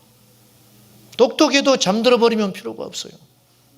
능력이 있어도 잠들고 있으면 필요가 없는 거라는 거예요. 오늘 말씀에 정신을 차리고 기도하라. 근신하여 기도하라. 유진 피터슨은 이 본문을 이렇게 해석을 했어요. 아무것도 당연한 것으로 여기지 말고 기도하라. 아무것도 당연한 것으로 여기지 말고 기도하라. 여러분, 이 시대 그리스도인들이요, 또 많은 사람들이 아무렇지도 않고 당연하게 받아들입니다. 2013년이 지나가는구나. 오늘 또 직장 가는구나. 아이고, 내 새끼가 이제 커서 중학교 가게 됐네. 그렇게 생각하지 마라. 당연한 것으로 생각하지 마라. 깨어 있어야 한다. 시간이 간다는 건 내 인생에서 무엇을 의미하고 있는지, 올해가 지나간다고 하는 건 무엇을 의미하는 것인지, 주일날이 다가온다는 것은 내게 무엇을 의미하는 것인지 당연하게 생각하지 말고 주님 안에서 깨어 있어야 한다. 영적으로 깨어 있다는 건 뭔지 아십니까? 기도하고 있다는 거예요. 현대인들은 너무 기도를 안 합니다. 기도는요, 단순히 소원 성취를 위한 방법이 아닙니다. 응답이 문제가 아니에요. 기도한다는 건 뭐냐? 살아있는 신앙의 특징이에요. 기도하지 않는 건 죽은 신앙이에요. 사람이 잠들어 버린 겁니다. 영적으로 잠들어 버린 거예요. 기도 없이 부산하게 왔다 갔다 하고, 그래서 시험 드는 겁니다. 그래서 어리석게 멸망의 길로 가는 것입니다. 사랑하는 여러분, 깨어 있기를 바랍니다. 기도로 깨어 있어야 합니다. 우리 교회는 더 많이 기도해야 합니다. 깨어 있고 기도해야 이 시대를 보는 눈이 열리는 겁니다. 내가 이러고 있을 때가 아니구나. 내 가족들은 지금 어디로 가고 있는가? 나는 지금 어디로 가고 있는가? 기도를 안 하면 영적으로 소경이 돼가지고 옳고 그른지도 분별이 안 되고, 먼저 해야 할 일과 나중에 할 일도 분별이 안 돼가지고 시간이 흘러가는 대로 그럭저럭 흘러가다가 아무것도 주님 앞에 깨어있지 못한 상태로 가게 된다는 거예요. 기도는 모든 것을 바꾸는 힘이 있습니다. 여러분, 우리가 못할 일이 너무 많아요. 그때는 뭘 해야 되느냐? 엎드려 기도하는 겁니다. 기도하면 주님이 이루십니다. 기도하면 나를 주님이 바꾸십니다. 죽도록 미운 사람이 있으면 기도해야 합니다. 내 힘으로 할 수 없는 일을 만났을 때 기도해야 합니다. 기도는 만사를 변화시키는 힘이 있는 것입니다. 저는 철야 기도를 굉장히 귀하게 생각합니다. 그리고 하나님 앞에 기도하기를, 주여 우리 교회에 중보 기도자 300명만 주면 이 시대를 바꿀 수 있다고 저는 믿는 사람이에요. 요즘에 안타깝게도 중보의 자리에 나오는 사람들이 줄고 있어요. 기도해야 합니다. 할렐루야. 기도로 깨어 있어야 해요. 많은 교회들이 금요일 날 기도 안 합니다. 새벽 기도 쉬고 있는 교회들이 많습니다. 예배를 보기만 합니다. 공연 보듯이 내가 참여하지 않습니다. 영이 점점 쇠퇴해가고 있는 겁니다. 옛날에 우리 믿음의 선배들은 이렇게 예수 믿지 않았어요. 그때는 음향 시스템도 좋지 않았고 이런 게 어디가 있겠어요. 그럼에도 불구하고 그들의 믿음은 뜨거웠고 절실했고 간절했어요. 그 시대가 그리워요. 두 번째, 따라합시다. 뜨겁게 서로 사랑하라. 8절, 무엇보다도 뜨겁게 서로 사랑할지니 사랑은 허다한 죄를 덮느니라. 말세에 뭘 해야 되느냐? 언제 주님 오시나? 우왕좌왕하지 말고 첫째는 깨어서 기도하라. 두 번째, 무엇보다 서로 뜨겁게 사랑하라. 무엇보다, 봉사하는 것보다, 하나님 앞에 뭘 행하는 것보다, 세상 일에 열심히 쫓아가는 것보다, 무엇보다 피차간에 뜨겁게 서로 사랑하라. 사랑하는 거 쉽지 않아요. 말은 쉬운데 쉽지 않습니다. 고린도전서 13장 1절 사랑장입니다. 13장 1절부터 3절까지 보면 사랑 없이도 방언한다. 사랑 없이도 예언할 수 있다. 사랑 없이도 믿음의 비밀을 깨달아서 놀라운 역사를 이룰 수도 있다. 심지어 사랑 없어도 내 몸을 불사르게 내줘서 다른 사람을 구제도 할 수 있다. 참 놀라운 이야기예요. 사랑 없이 그것이 가능할까? 가능하다는 거예요. 가능해. 사랑 없이도 고아원 운영할 수 있고 사랑 없이도 주님의 일을 할 수 있다는 거예요. 그러나 그건 하나님 받지 않겠다는 거죠. 속지 말아야 합니다. 사랑 없이도 얼마든지 할 수 있어요. 의무감으로 할 수 있습니다. 내 자신을 위해서도 할 수 있다는 거예요. 말세에 우리 그리스도인들이 갖추어야 할 최고의 의무는 무엇이냐? 뜨겁게 피차간에 서로 사랑하라. 저는 이 설교할 자신 없어요. 솔직히. 그러나 하나님 말씀이 이렇게 기록되어 있으니까 제가 외쳐야지요. 오늘 가정에서 사랑이 식고 있습니다. 부부간에 뜨겁게 사랑하지 않습니다. 남편 몰래 보험 들어놔요. 남편은 또 부인 몰래 또 보험 들어놔요. 형제간에 별로 사랑이 없습니다. 유산 때문에 으르렁거립니다. 그 몇 푼아치 때문에. 돈 때문에 사랑을 버려요. 예수 믿는 사람은 안 그래야 되는데 예수 믿는 사람은 똑똑해가지고 더 잘해. 그런 거를 더 잘해. 왜냐? 교회에 오면 막 사람들을 많이 만나가지고 이 지혜가 번쩍번쩍 하거든요. 주워들은 게 많아가지고.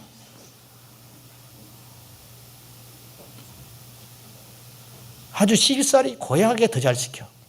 왜? 교회에 오면 정보들이 많거든. 시어머니들이 많으니까. 우리 교회는 안 그렇고 저 옆교회는 그렇더라고.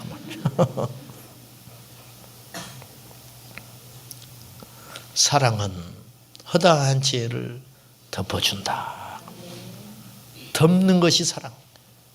사랑은 뭐냐? 첫째로 사랑은 진리예요. 틀린 건 사랑할 수 없어. 두 번째, 사랑은 책임이에요. 여러분, 내 할 일을 다 할 때 사랑의 역사가 일어나는 거죠. 자기 할 일은 안 하면서. 대부분 사랑 없다고 말하는 사람 치고 자기 의무를 다하는 사람 없어요. 사랑이 없대. 그 사람은 사랑이 없어. 자기 할 일을 다 할 때 사랑의 역사가 일어나는 거예요. 사랑의 역사. 끊임없이 주께서 내게 맡긴 사명을 최선을 다해 감당할 때 그곳에 사랑의 역사가 일어나는 것이지. 자기 책무를 다하지 않으면서 사랑 말하고 다니면 그건 공수표라는 거예요. 공수표. 세 번째로 사랑은 이해해 주는 거예요. 이해해. 덮어준다는 게 뭐예요? 이해해 준다는 말이 이해해 준다. 여러분, 이해가 되기 때문에 사랑하는 게 아니에요. 부모는요, 자식을 이해되니까 사랑하는 게 아니에요. 사춘기 만난 자식들이 이해가 됩니까? 이해됩니까? 이해 안 되지요? 부모가 자식을 이해해서 사랑한다면 사랑할 놈 하나도 없어요.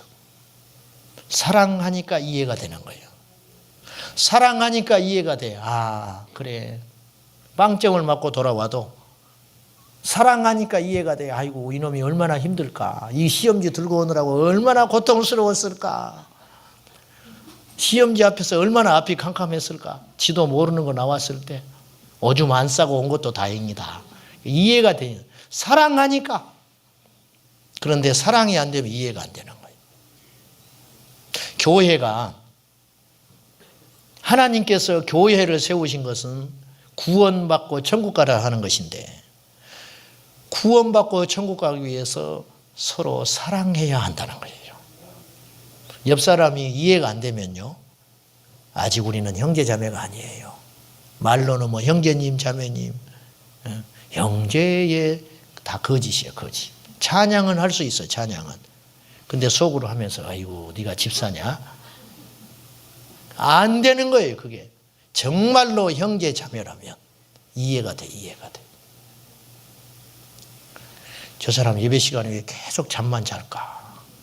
사랑하면 이해가 돼. 어제 저녁에 한숨도 못 잤구나. 주일날 예배 드리기 위해서 한숨 못 잤네.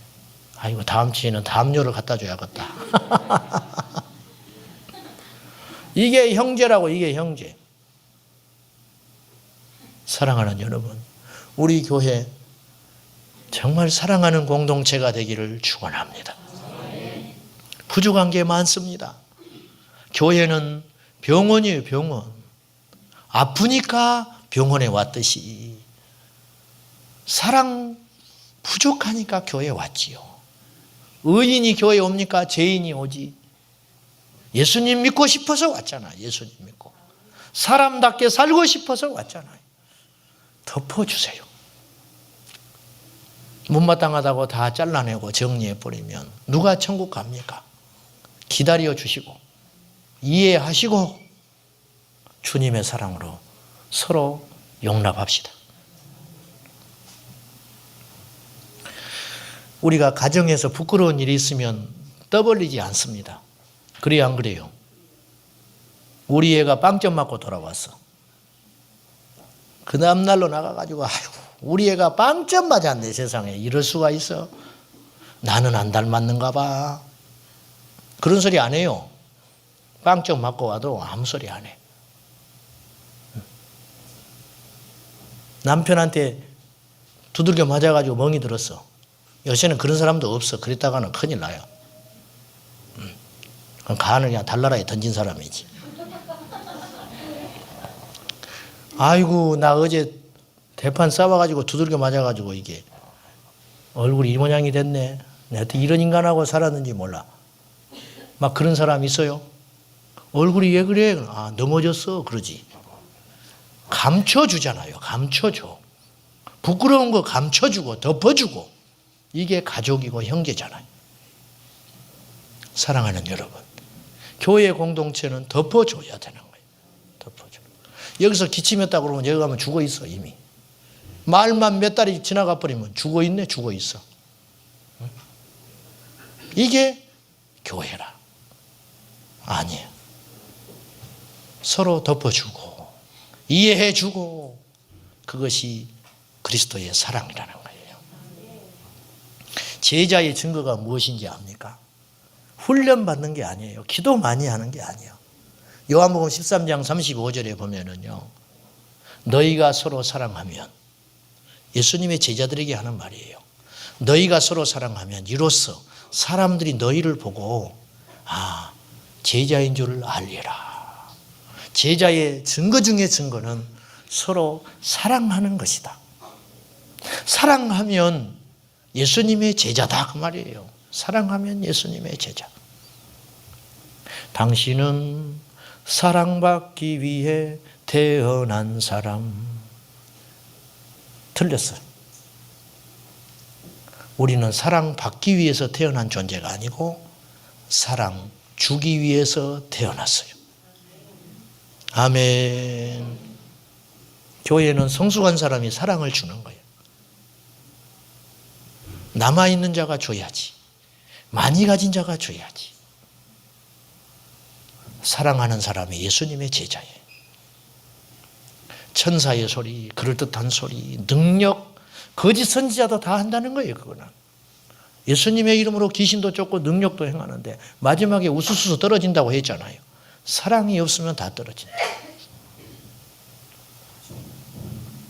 말세라고 요란 떨지 말고 서로 피차간에 뜨겁게 사랑해라. 그럼 마귀가 이기지 못한다. 마지막으로 따라합시다. 서로 봉사하십시오. 10절 각각 은사를 받은 대로 하나님의 여러 가지 은혜를 맡은 선한 청지기 같이 서로 봉사하라. 서로 봉사하라. 서로 사랑하라. 뜨겁게 기도하라. 서로 봉사하라. 봉사할 때의 자세 11절 만일 누가 말하려면 하나님 말씀을 하는 것 같이 하라. 여러분 설교할 때 말 함부로 잘하지 않잖아요. 여러분 셀 인도할 때 함부로 말하지 않잖아요. 전도하러 가서 말 함부로 안 하잖아요. 그런데 왜 우리는 평소에 말을 이렇게 함부로 합니까? 저도 여기에 자신이 없어요. 말이라는 건 정말 무서워요. 나가버리면 주워 담을 수가 없어요. 옷이 떨어지면 헤어진 거 이렇게 다시 바느질하면 되고 무너진 집은 새로 지으면 돼요. 말은 나가버리면 담을 수가 없어요.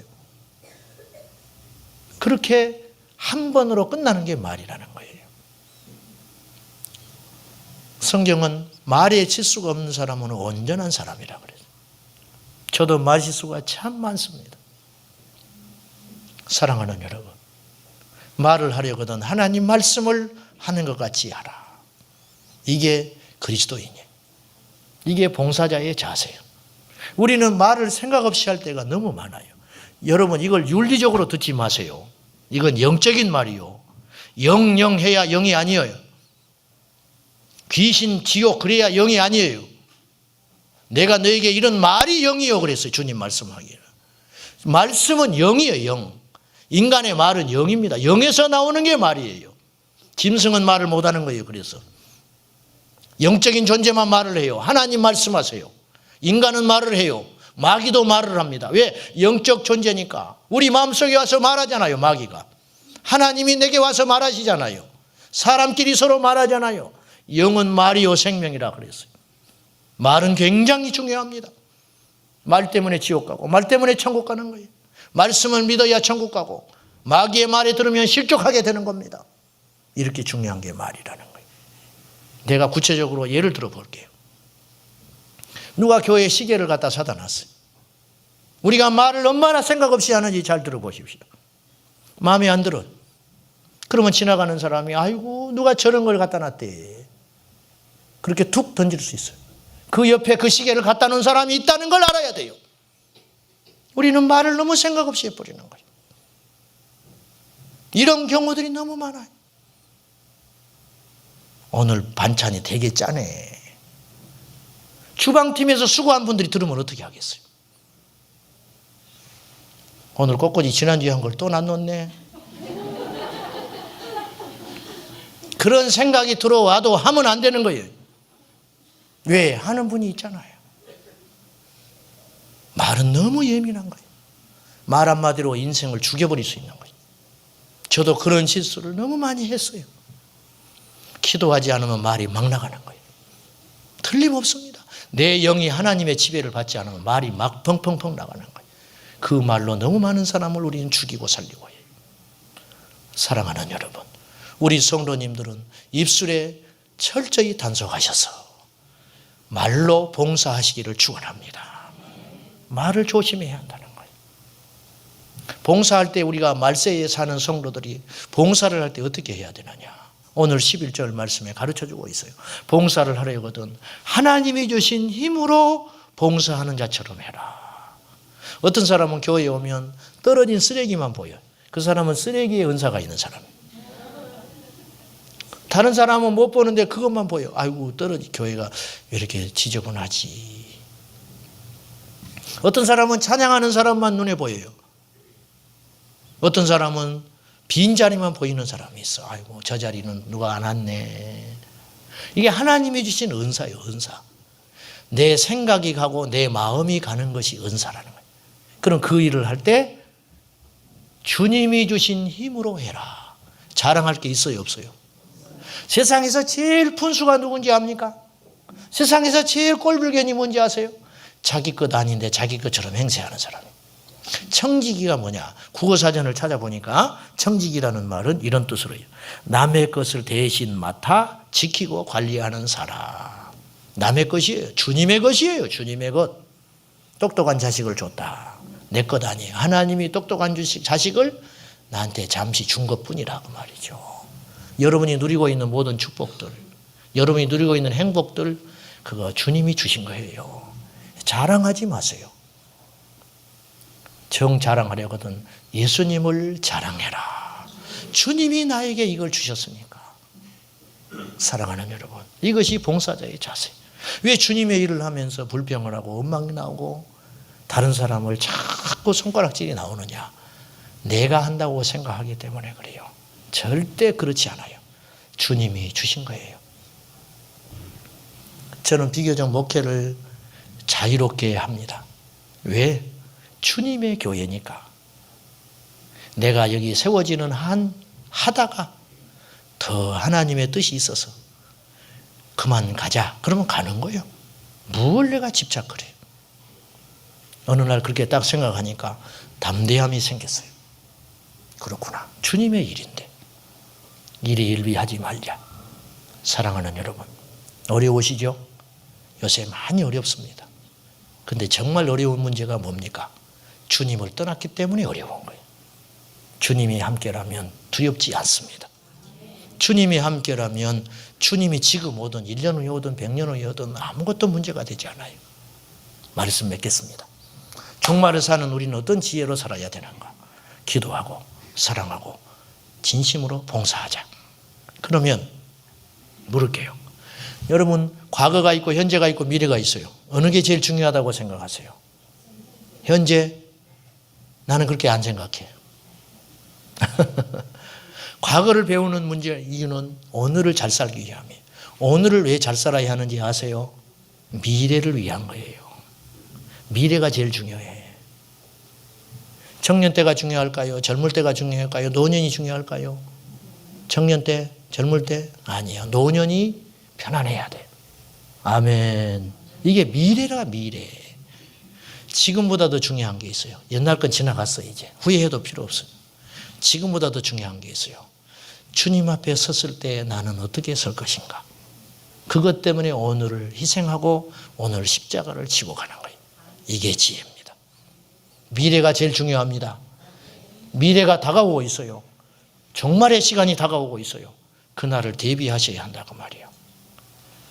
2004년 12월 성탄절 즈음에 인도네시아 수마트라 섬에서 쓰나미가 밀어닥쳐가지고 수를 셀 수도 없어요. 25만 명에서 50만 명이 죽었을 거라는 거예요. 숫자를 셀 수도 없어.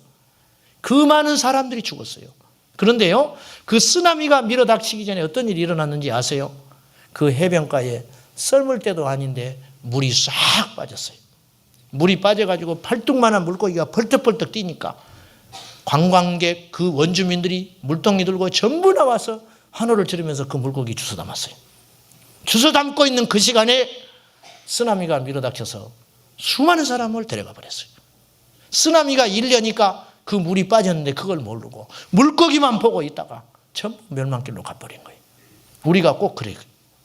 돈 버는 재미, 애들 크는 재미, 세상의 재미 바라보고 있다가 곧 내 인생 앞에 닥칠 마지막 시간을 잊어버리고 산다는 거예요.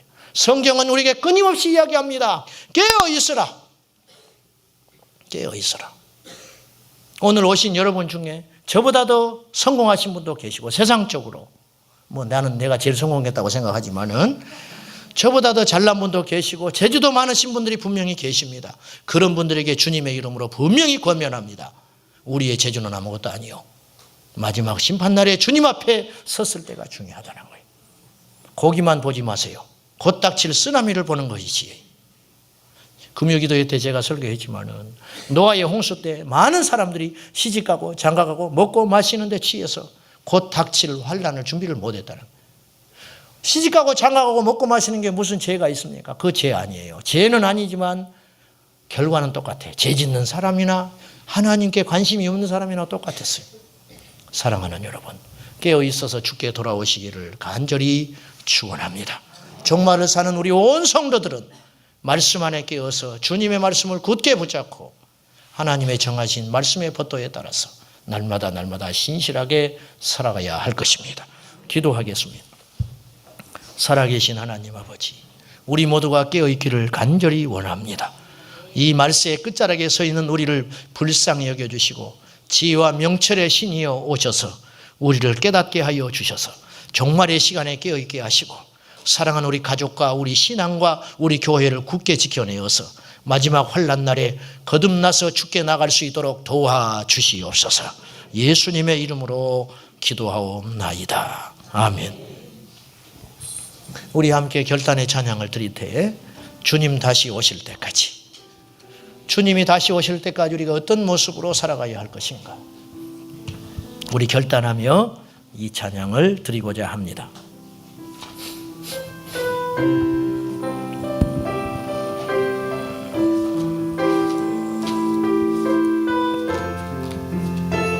주님 다시 오실 때까지 나는 일어나 달려가리라.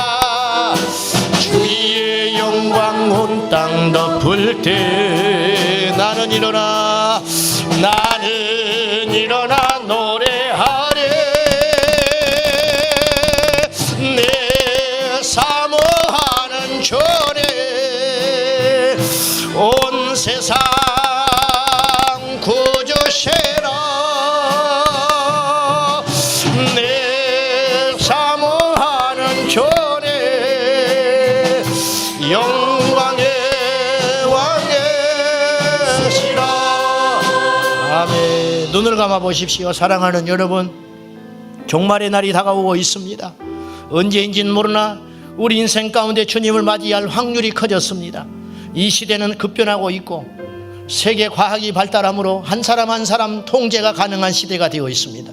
이걸 통하여 사탄은 우리의 신앙을 공격할 것이고 우리 인간성을 말살하려 들 것입니다. 깨어 있어야 우리가 분별할 수 있고 깨어 있어야 우리가 승리할 수 있습니다. 나도 모르게 지옥의 문턱에 떨어질 수 있습니다. 사랑하는 여러분, 여러분의 영혼은 어디를 향하여 가고 있습니까? 여러분 지금 죽으면 천국 갈 수 있습니까?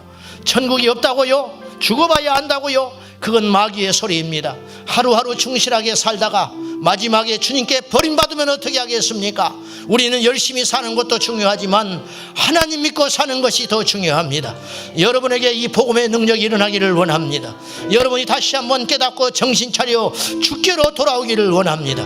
이 시간 나태했던 분들 다시 한번 첫사랑 회복하고 주님 앞에 믿음으로 새롭게 살리라 다짐하고 결심한 분들은 오른손 들고 우리 1분간만 하나님 앞에 기도하겠습니다. 주님, 내 안에 충만하게 은혜를 부어달라고 깨닫게 해달라고 기도하겠습니다. 살아계신 하나님 아버지, 우리 나태한 우리의 영혼은 시집가고 장가가고 먹고 마시고 세상에 빠져서 주님의 심판이 문 앞에 이르렀는데 깊은 영적 잠에 빠져서 내 영혼이 어디로 갈고 정신 차리지 못한 우리를 불쌍히 여겨주시고 주 예수여, 이 시대가 얼마나 급박한지 이 시대가 얼마나 급박한지 알게 하여 주셔서 비창 안에 뜨겁게 사랑하며 기도하고 정신을 차려서 주님의 맡기신 사명 감당하는 우리 모두가 되게 하여 주옵소서. 주여, 우리의 가족은 어디로 가고 있습니까? 내 인생의 영혼은 어디로 가고 있습니까? 이 말세 치말에 깨어서 정신을 차리고 근신하여 기도하라.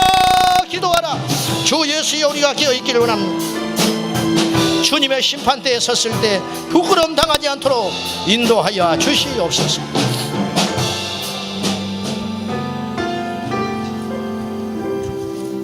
지금은 우리 주 예수 그리스도의 은혜와 하나님 아버지의 무한하신 사랑과 성령의 교통하심이 깨닫고 행하며 주의 말씀 앞에서 끊임없이 깨어서 기도하고 넘어질지라도 다시 한번 일어나서 주님의 십자가 부여잡고 믿음으로 살리라 굳게 다짐하는 사랑하는 모든 주의 백성들에게, 알곡 신앙을 되게 하여 몸부림치는 이 땅의 모든 그리스도인들에게 이제부터 영원토록 함께 하시기를 간절히 축원하옵나이다. 아멘.